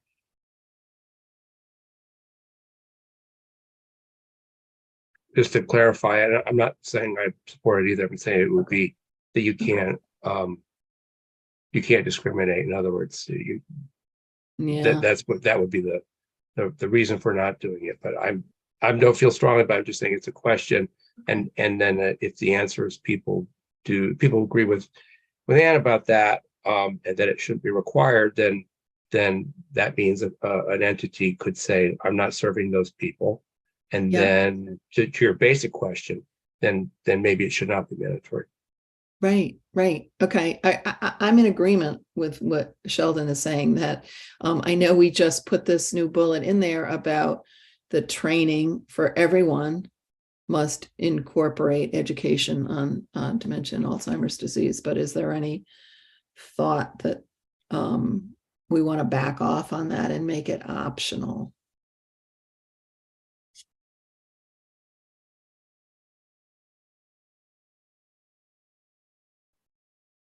Not hearing anything one way or the other. So, yeah, and again, to cite what we have to do on the licensed home health side under DPH is we have to train our staff based on the population that we serve. So if you choose not to serve the dementia population, then maybe you don't need to train your staff in that. But if you do serve the dementia population, and Michael says about 15-20% for him, I would wager that there are agencies that it's a lot more, especially if they purposefully train their staff in memory loss. They may take on a lot more prevalence of it. But the statistics, as someone ages, it's just they're more likely to have dementia the older they are and the longer they live. So I do think, we're looking at probably that 15% when you're younger, or the overall population compared. So again, I know I cited something under DPH, and this is DCP we're talking about right now, but the reality is that in order to care for the population, you should be expected to be trained properly to care for the population that you serve. So that's how I would maybe think about wording it. Okay, so just to be clear, for Cameron's sake and mine, are you suggesting that there be another clause added to that last sub-bullet saying if the agency serves people with dementia, training should incorporate education? Or what tell me what you're saying. I'm not sure. I'm trying to find a way to mitigate this issue that I know is a very strong issue on both sides. Okay. So I'm just trying to find something that we might be able to utilize that can help allow for the training and the advertising. And the advertising doesn't need to be for Alzheimer's and dementia. Maybe the advertising is for, you know, staff trained in memory care or in memory loss, or those with memory loss. Just I'm not sure. I'm looking for something very general, but just a small something. Okay. So, and maybe what we do is, and Leslie has her hand up, so I'm going to move to Leslie, but would it be better if we said training should incorporate education on memory loss? On how about training should provide education on providing, don't change it yet, but just I'm throwing it out there. Training should incorporate education on providing homemaker companion services to individuals with memory loss. But are we Leslie? recommending that we change the name of the agencies to non-medical home care or whatever we're recommending it? So if we're moving away from that. Well, everybody but DCP is on well, non-medical services, they're okay with. So training should incorporate education on providing non-medical services to persons with memory loss. Anybody? Does that help, Leslie? Because it's not a diagnosis. Are you talking because you're muted? Nobody. Again, to the extent it's in the training piece, it's fine. It's when it crosses over into the advertising piece. Okay. Okay. So, and is that okay whether or not it moves to DPH? Training should incorporate. On this side, just not on the advertising side. Okay, great. So, Cameron, yeah, if you get rid of dementia and Alzheimer's disease and get rid of contingent upon oversight being moved to DPH, maybe we have something that is workable for everybody. Okay. And then we have the section on optional training. Do we want to say for non-medical services?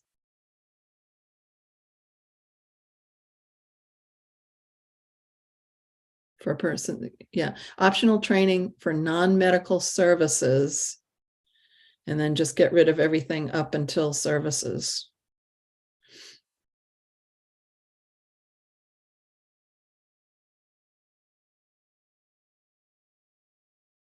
Yeah, including memory care there. Optional training for non-medical services for individuals with cognitive impairments. Does that work? Okay, great. Okay, Anna's shaking her head. That's good. Nodding her head. Christy's nodding. Okay, great. Yeah, and I'm, if anybody feels differently, just speak up. All right, anything else on training? Anything else on training before we're going to go? Do people want to go right to advertising from here, and then we'll come back to public awareness, because it seems like these are linked. Okay, why don't we skip forward and talk about advertising? So we had a couple of recommendations here, one of which was to strengthen advertising guidelines and state interpretation of guidelines and address the new DCP guidelines prohibiting advertising of any type of memory, Alzheimer's, or dementia care. Let me just ask a general question here. Are there fines associated? Because someone suggested that we should initiate fines if folks violate this. Are there fines? I'll let Pam speak to this, but as generally speaking, no, there are no sort of built-in fines associated with any of this, but Pam can talk more about the You're correct. There are no fines built into the statute, which kind of limits our authority. So We are using the General Unfair Trade Practices Act. Does anyone have a concern if we added here that we would impose fines for violating advertising regulations? Okay, maybe we could add that. Impose, fines imposed for violating advertising regulations. Okay. All right. So what else? So Maria. Yep, and I agree with fines for violating the advertising rules, but could we stipulate that it would be after a plan of corrective action or something? Because in some ways they are vague, and we keep talking about these different terms and whether they're medical or not. So there is a degree of confusion, and I'm actually part of a franchise. So we have a website by my franchisor, and then I have my local website, and sometimes the franchisor is advertising things we do across the country, but we don't do them in Connecticut. So I think I'm okay with a fine as long as there's a process to correct it before a fine is implemented. So Sure. So we can just add there after corrective action process has been implemented. I don't know if that's just so it's not the first thing. Yeah. Okay. Can I just note, and this is just going backward, but just so everyone sees that Michael had checked with his staff about the percentage of clients with dementia. It's much higher than he thought, so it isn't the 15 to 20%. I'm going to skip over Tracy's note in the chat so we can hear from Leslie. Just real quick, we have in other statutes in industries we regulate, there's sort of standard language that, like, it's fines don't, it's after the first offense sort of thing. So there's some standard language in statute you can sort of lift for that. Okay, maybe you could send that to us, and we could kind of mirror the existing language in other areas, which hopefully would address what Maria was raising in terms of, not after the first offense. Okay, so Tracy, was there something that you wanted to bring up? No, I don't want to beat a dead horse, but I do believe that the people that we are serving in the community, we're providing care. Okay. So, all right. Yeah, I think let's hold. So the services is the thing that I know. I don't know if we're going to be able to bridge that. It's certainly not today. I do want to get through advertising and then public awareness. Yeah, I don't want to hold things up. So, and actually we have 50 minutes to do that. What else on advertising? Anybody else have any questions, concerns, changes, anything that they would like? Is there a way we can come up with something for advertising staff trained in memory care?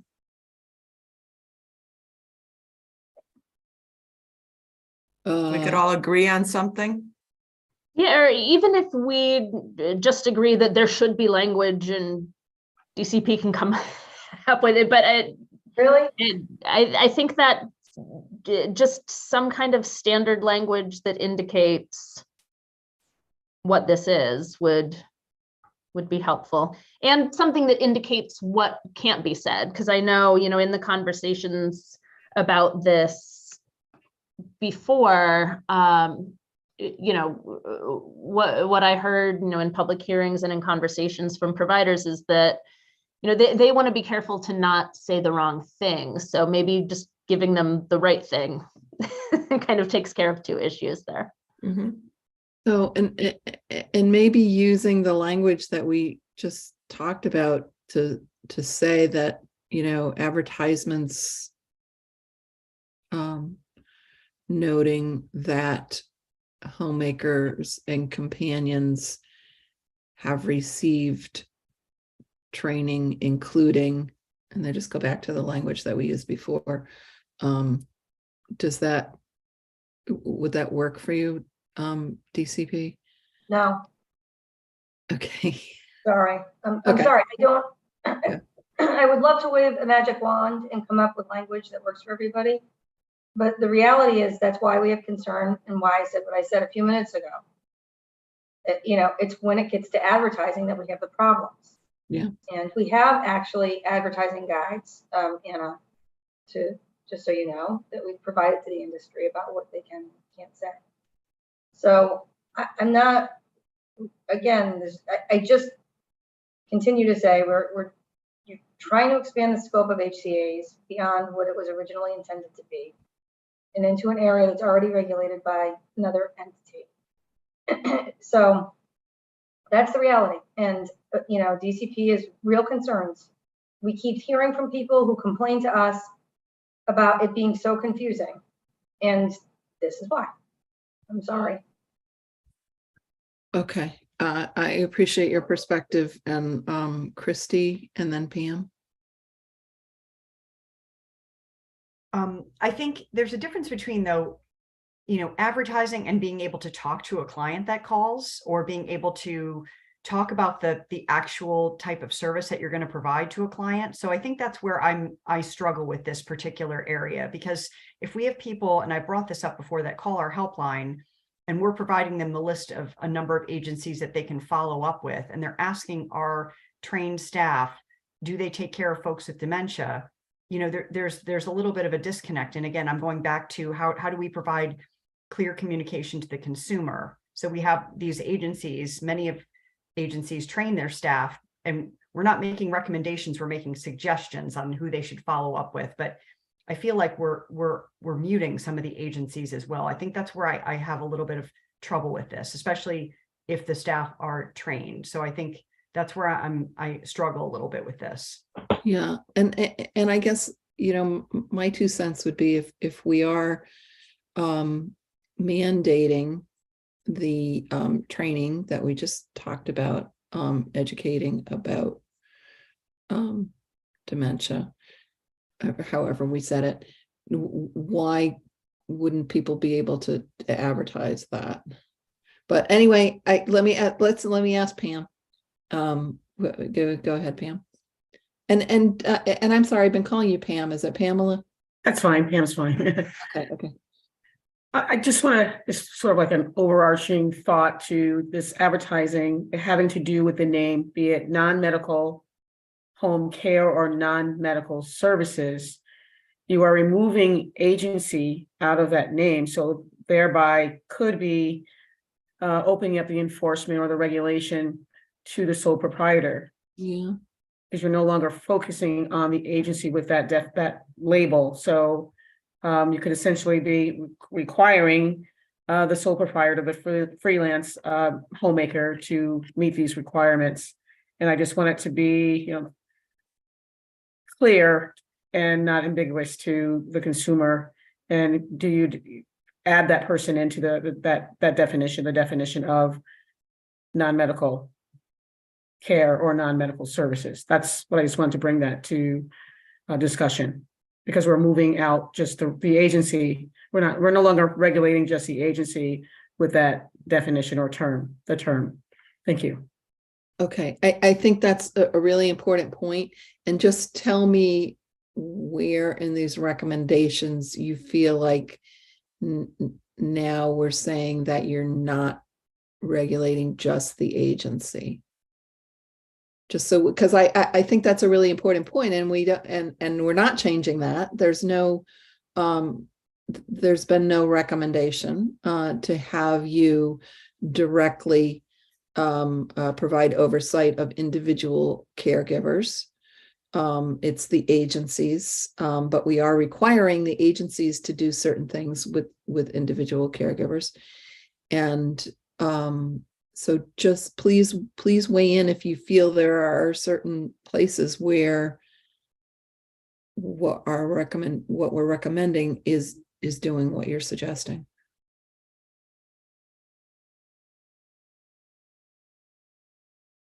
Sure, I'll just take a look at the agenda, but I just felt that as we're Okay. going along in this, so Okay.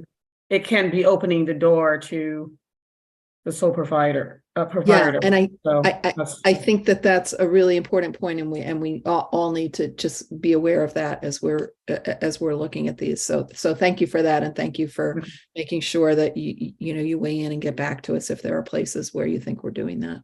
okay, thank you. Yeah. All right. Anything else on advertising? I know Leslie and Pam, or Leslie, you still have your hand up. Are you don't want to say anything more? Okay. Anybody else on advertising? I don't know why we have in here that bullet just above where it says this is inconsistent with services. I don't know. I don't remember from last time. That's not a recommendation. I don't know what that is.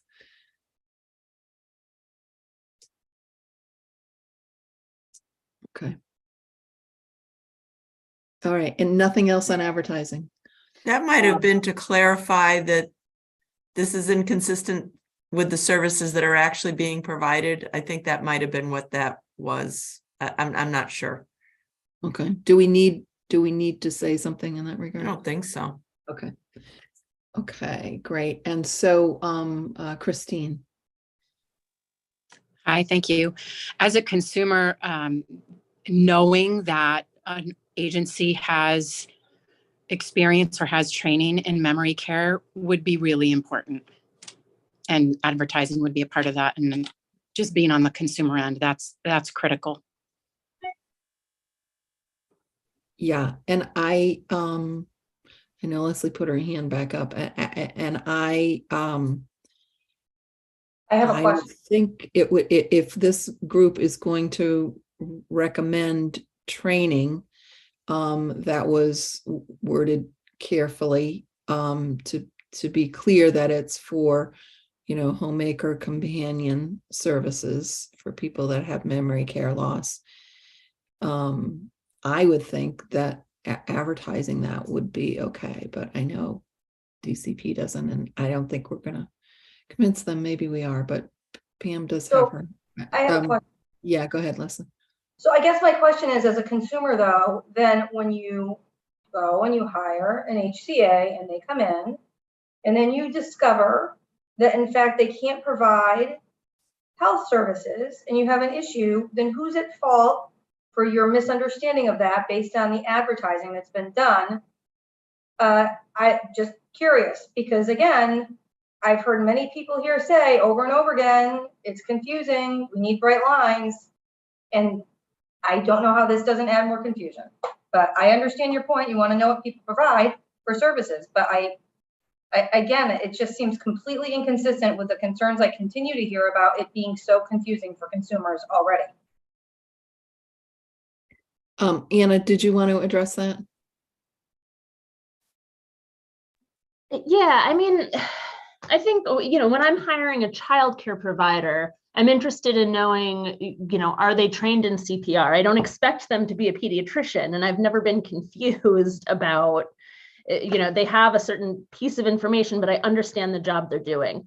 I think the baseline consumer concern is that there's a lack of clarity around what a homemaker companion does and what they provide. And I think if we can be clear on that, if we can have, one standardized sentence that even in the same sentence says, while these providers do not provide medical care, they have received, training or information about Alzheimer's disease. I don't know. I think people could understand that. Yeah, Christine, do you want to say more on that? Thanks. Am I understanding correctly? Actually, let me ask, what are you suggesting the confusion be, or what adds the layers of confusion, Leslie? What adds the layers of confusion is when you suggest, to Anna's point just now, that people are being trained in dementia care. People are being trained to care for people with specific medical diagnoses.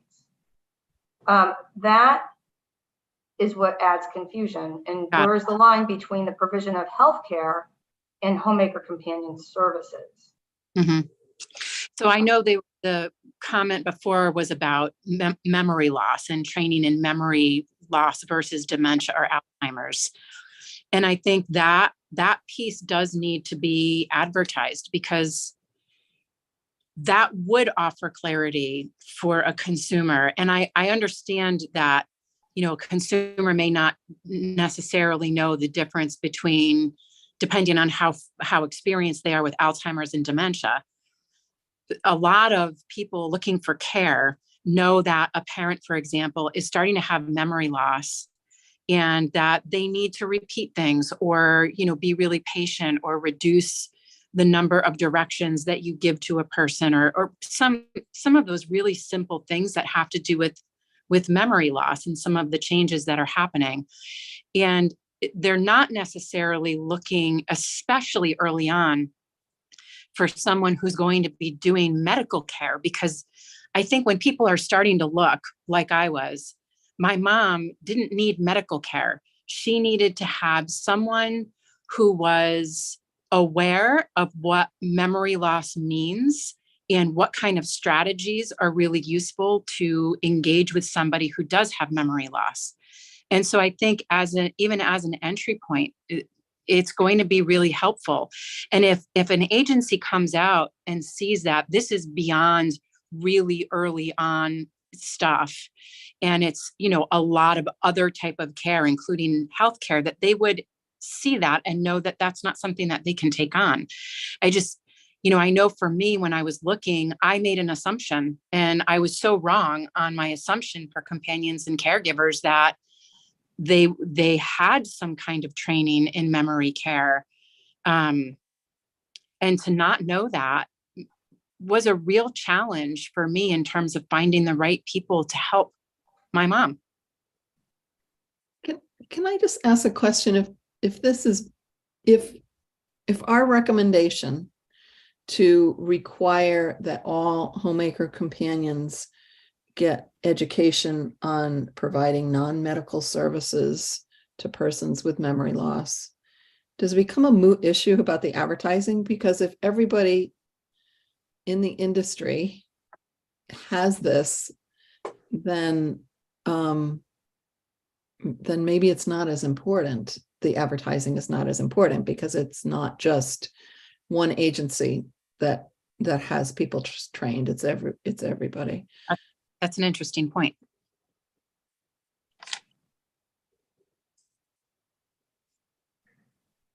Okay. I guess I have my hand raised. I'm sorry. I just want to flag that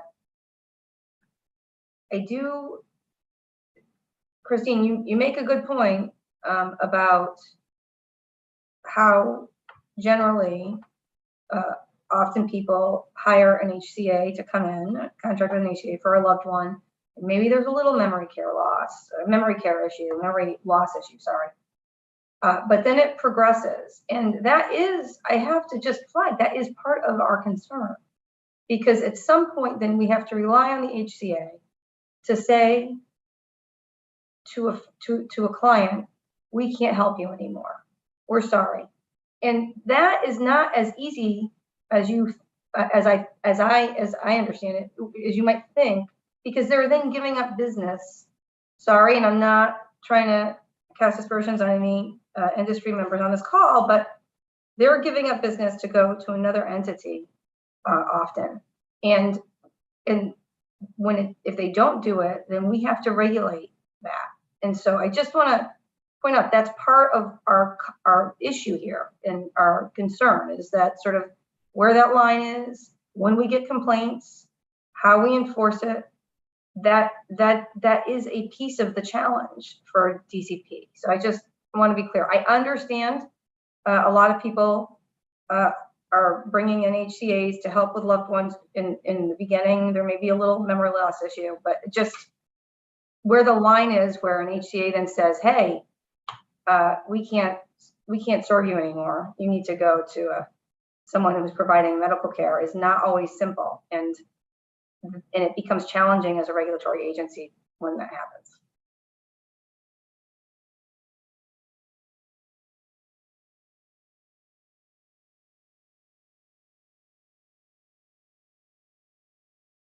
I'm sorry, I was on mute. Christine, you still have your hand up. Did you want to say something more on that? Yeah, thanks. I completely appreciate that concern and that perspective coming from the agency that's, has the oversight. And at the same time, and I'm not sure how we bridge this gap, to have care for someone who has memory loss is really important. And it doesn't need to be at the level of a medical assistant, somebody who's trained medically in any way or as a healthcare assistant, because that creates, I think, this really big gap, where there are people who need services that could easily be managed by homemakers and companions who have some training and knowledge about how to handle somebody who has memory loss, but are not requiring the extensive need of care providers that have healthcare training.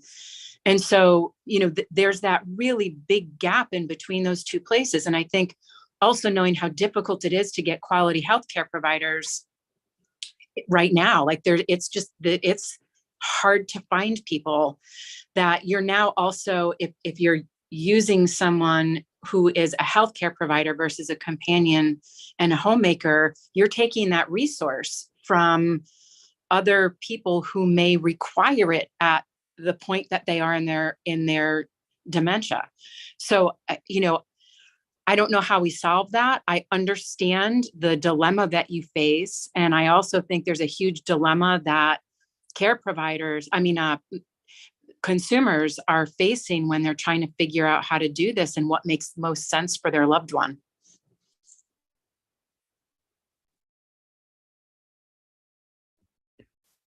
Okay, so I think at this point we are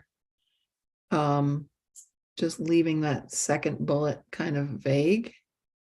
Is that correct? Because there doesn't seem to be necessarily consensus on this.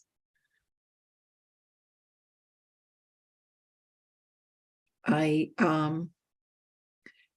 3.5 hours in. So we have a half hour left, and we have to talk about public awareness and education strategies, and then we have to talk about next steps. So unless anybody wants to make a concrete suggestion with regard to advertising recommendations, it might move us forward. Okay, so I will move us forward to go to public awareness and education strategies. And I know Tracy had something in the chat here about recreating the consumer brochure from 2012 that clarified the provider types, roles, agencies, but it needs to be far more simple and consumer friendly. Is that something you have, Tracy, that you could forward? Yeah, I still have it. It's something, we had a home health legislative work group that created it. And it was precisely for the purpose of clarifying what services are out there and to help the consumers understand what their responsibilities and expectations really should be, should they hire, say, someone like the next door neighbor who's not credentialed or trained, but just a good friend, versus someone from an HCA, versus someone from a registry, versus someone from a licensed home health agency, what the oversight, what the training, all those other pieces are. So I think if we can put something simple like that back together, there was a lot of detail in that. And it was, purposeful in trying to help consumers weed through all of the intricacies. Okay. Do we add that as a recommendation?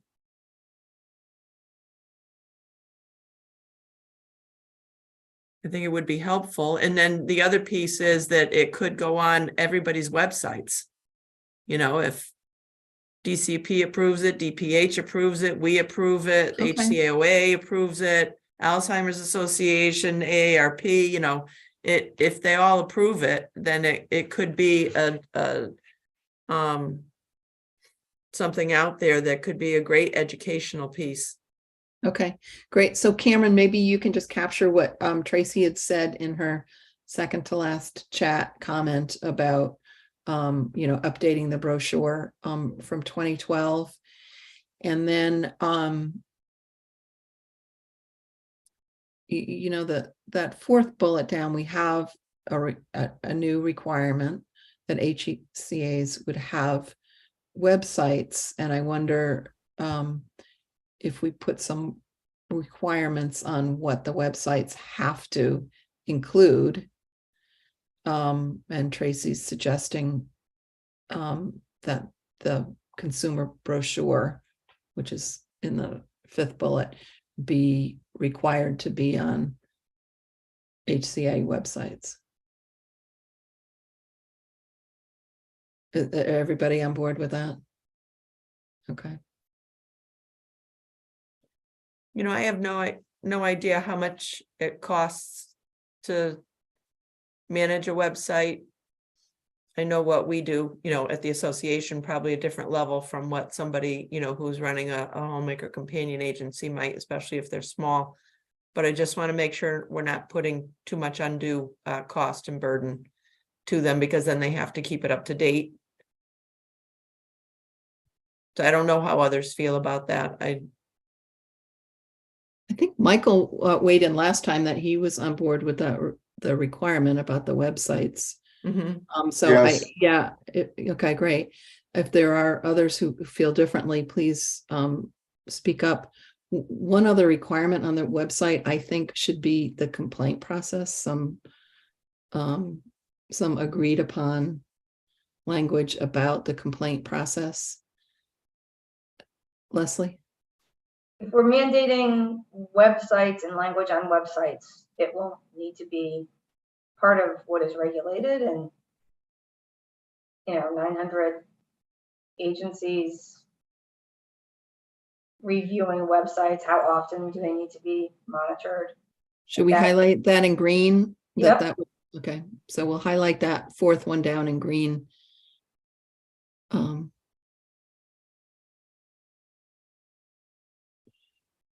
Anything? What else here under public awareness and education?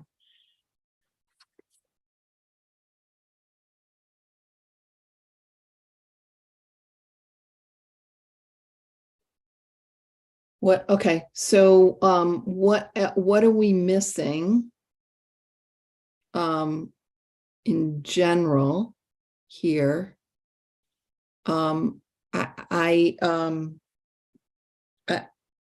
I know we have 25 minutes, but I do want to just talk briefly about where we go from here. We were supposed to hand in a report January 1st.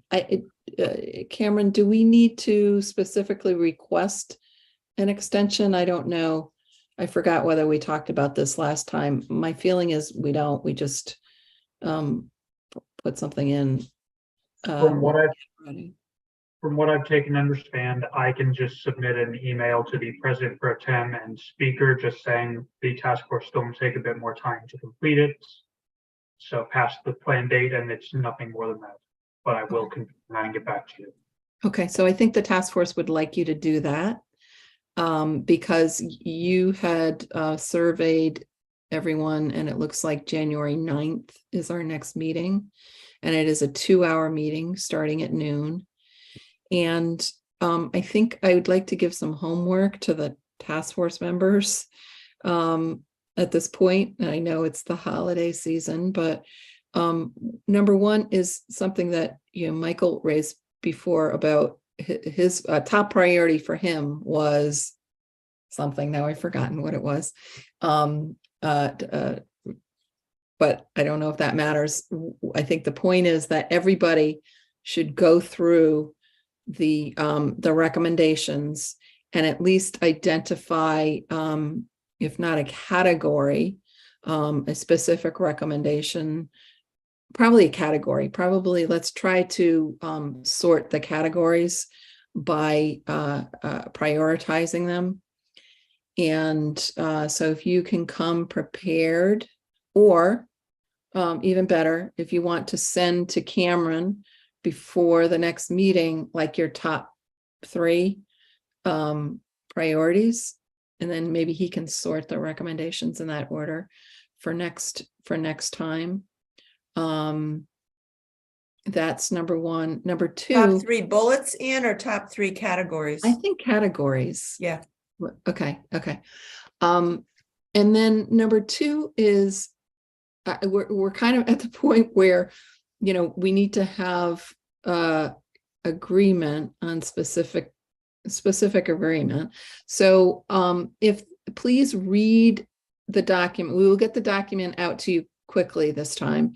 And please read through it and send back written suggestions for changes. And that way it's not just, Cameron trying to capture what you're saying, but he could kind of incorporate changes that people are submitting and then get the document back out before the 9th. So all of this is going to require some quick work on your part. I would say both of those things to Cameron by the end of the year, to December 31st. If he can get this back out to you maybe on Monday. I don't know, Cameron, you're going to be around early next week, that you could get this back out to folks, and then they would have a week and a half anyway. I know it's during the holidays to get back to you with their prioritization and their comments for changes, recommended changes. And then that gives you, 9 days to sort through it. Does that work for everybody? What are your thoughts? We got to get concrete, and then we can vote if we have to. And I sense, I'm still hopeful that we can have full consensus and everybody on board with every recommendation. That's where I'm headed. If we can't, we just need to know that. What comments, concerns, suggestions? Do you like that approach? Do you want to recommend something different? Anybody? Tracy said, yes, I agree. I don't know if you're agreeing to what I'm saying. Okay. Speak up now. And Cameron, including you, is that reasonable for you to get this document out early next week? And if you get comments back from everybody by, before the Monday after New Year's, that you can put together something in a week? That should work for me. I'm going to be, out for the Christmas to New Year's break, but I should be able to put it together in the 9 days after that. So if you keep sending it, I'll start compiling and getting it back to you in that time period. Okay, that's great. And I know you have sessions starting too, so you'll be really, really busy, and we appreciate you hanging in there with this task force. Sheldon, do you have your hand up? Yes, I'm fine with that, the way you laid that out. But I had a question about, and so I'm sort of telegraphing where I'm going to come out and what's most important, because I'm not sure it's a specific bullet. It was, I believe, green highlighted. It's the question of adequate resource. I think we didn't, it's been changed now, so I'm not sure, but I don't think we had like a heading like that said that. And so overall, to me, that's probably the most important thing. And I just wasn't sure if we're supposed to be picking which of these things are most important. It's not a thing. It's throughout. And that was my question, like how to deal with that. Yeah. So let me approach it from a different way, and we can all talk about this. Is the main point that I was thinking of with regard to prioritizing is, if there are limited resources, which things are most important to put into place. So it's kind of backwards from that in terms of, I understand what you're saying is that putting resources, and I think I agree with you, actually, putting resources into the existing system, even if we didn't make any changes and we were just, putting resources in so that the existing system works better. I think that would be my priority too. But I don't know. Do you have a suggestion? Because I don't know. My thought in asking people to prioritize the categories was, then if there are limited resources, we address certain, the legislature can address certain categories. So tell me what you think. I guess I disagree, because I think the problems are, everybody just came up with a lot of good ideas. There's pretty much not 100%, there's a lot of mostly consensus on these things should be included. And each time we said it, Leslie said, that's going to cost money. We can't even keep up what we're doing now, right? So it's like, if we're just like assuming, that we're going to continue to have about the same funding, maybe a little bit more, then it's like a fool's errand, because we're not going to be able to fix the things that most everybody agrees, would help to fix it. So I'd like to be more positive and say, this is like an overarching recommendation of the task force, is that we feel that we're going to get to all the things that need to be done, but we can't get to those things unless it's adequately resourced. Look at what we have now. DCP has 900 agencies. They've got 2 people. They're already underwater with what they have. And here we are coming up with these great ideas, all of which will go to naught without adequate funding. So I sort of see it as something we have to be really upfront in recommending as like an overall before we get to the details. I think that's great. And I would ask Cameron to add an overarching recommendation that was along the lines of what Sheldon said, that the existing system needs to be adequately resourced. So it would be right up front there. No, right up the top. And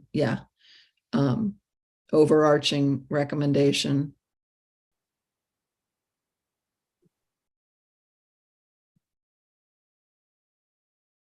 Yeah, does that But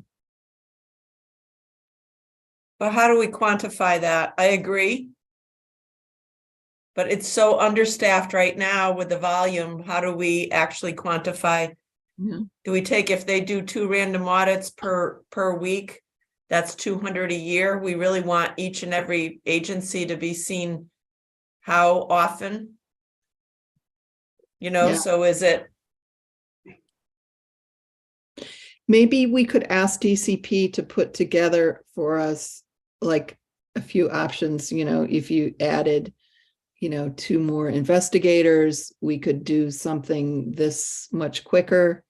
If you added 10 more investigators, these are the changes that you would see. So it's not DCP recommending additional resources for their agency, which I understand. Giving guidelines, But it's just providing information to the task force regarding if additional resources were added, what difference would that make in terms of timeliness of responses, or whatever other improvements could be made. Is that okay? Any thoughts, comments? DCP, want to weigh in? Cameron will put that on our list to remind agencies to put something together for us. Okay, great. I'm not seeing it. Sheldon, does that address Sheldon? And I think Tracy weighed in. Is that okay? All right. Yeah, and I agree with Tracy on the trying to quantify we have a lot of stuff in there. I don't know whether across state line analysis would be helpful. You know, if you have another agency, another state that's regulating this, and they have X numbers of people, and this is what they're doing. I don't know. Maybe that's. I think if we're talking about adequately resourcing the existing system, we should keep it to just DCP. And, you know, what would happen if they had, you know, 2 more investigators or 10 more investigators or something like that. Does that? I'm just worried about, you know, getting what we need in a short time frame. So I don't. Right, but I'm just thinking about, okay, that's for them to adequately do what they already have, and then we have all these other things we're proposing. So Okay. like that Okay. that recommendation won't be adequate because we're proposing additional things like one example, concrete. Leslie responded to the suggestion everybody agreed with about the website, and then Leslie said, "Yeah, and who's gonna monitor, check how often you have to check those?" So that's an example of something. It's good. There's a lot of other stuff that we're proposing to be added on. So, and I'm sorry, DCP, to do this over the holidays, but I think, yes, there are 2 different separate things. One is, you know, what would a more adequately resourced existing system without any changes look like?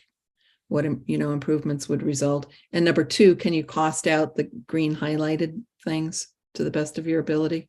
I mean, at some point, you're probably going to have to cost out the green highlighted things, because if we're going to put things in statute, you're going to got to know what they're going to cost. So even just a range, a general sense, that would be really helpful for the next meeting for us to understand. You know, Anne, I don't think we green highlighted the establish a quality ranking or whatever that. Where was that?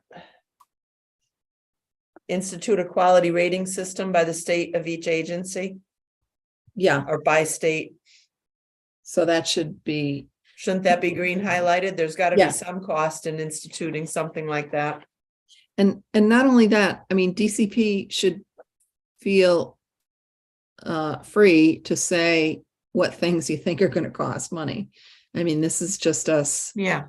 Update the state website. Well, you know, I think most of us are thinking that's not going to cost any money. If we're wrong, tell us. Leslie, you have your hand up. Yeah, sorry, on the quality training rating system, by the state of each agency, Pamela, I don't know if you want to chime in. I don't even know how we would do that. Like how, you know, that can be so subjective. I don't know, where does the state do that and anywhere else? I don't know. DPH is not here, so I don't know. I've never heard, like, anyway, I'm just not even sure. I can't even, I don't even know how we would do that, just so you know. Tracy, let me ask Tracy, who just raised it now. Is that done for other industries that you're aware? Yeah, not by state. What I had put it in the chat prior, but Medicare does, you know, has publicly reported outcomes, and we also have star ratings, et cetera, of each of the home health, hospice, and, you know, nursing home, hospitals. They all have star ratings, but they're based on their federal outcomes and measures. So I don't know. I just remember this was put in here, and I thought, boy, that's something that would definitely cost money and time to figure out if that's something we're recommending. That's why I just thought it needed to be highlighted. I'm glad you mentioned it. I kind of somehow didn't, I don't know that we really discussed it. So I'm glad you mentioned it, Tracy. I don't even know how to wrap my head around what we would need to do that. And it's not, nobody does that in the state government, as Tracy just noted. So it seems like. Yeah, there are national survey agents, companies that do that. So some registered agencies have a rating based on them participating in their national survey. But Should that's we get it's rid of that? voluntary. It's not Should we- something that, you're gonna mandate 910 agencies to do. Is that something we want to keep as a recommendation, or is Well, I it too don't far remember reaching? how it got on here and who put it on here. I mean, I'm also thinking of like Yelp and, review systems, health grades, the different systems that are out there. That's completely consumer driven. Yeah, should we get rid of that one? Yeah, Anna's nodding. Anybody want to speak up and say, no, we got to keep it? Okay, so let's get rid of that one, Cameron. Thank you.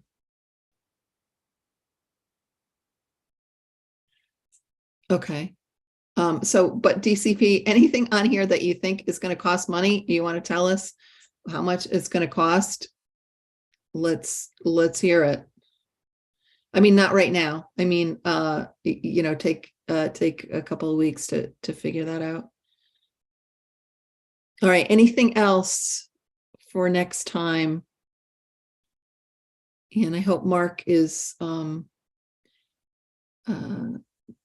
to be able to join us next time, and we're hoping, wishing him well. So anything else that anyone wants to say? And I so much appreciate you hanging in there for 4 hours for a 4-hour meeting. I think it's been productive, and I think we're on course to having some recommendations that we can put forward to the legislature. So I wish you all happy holidays, and look forward to regrouping with you in early January.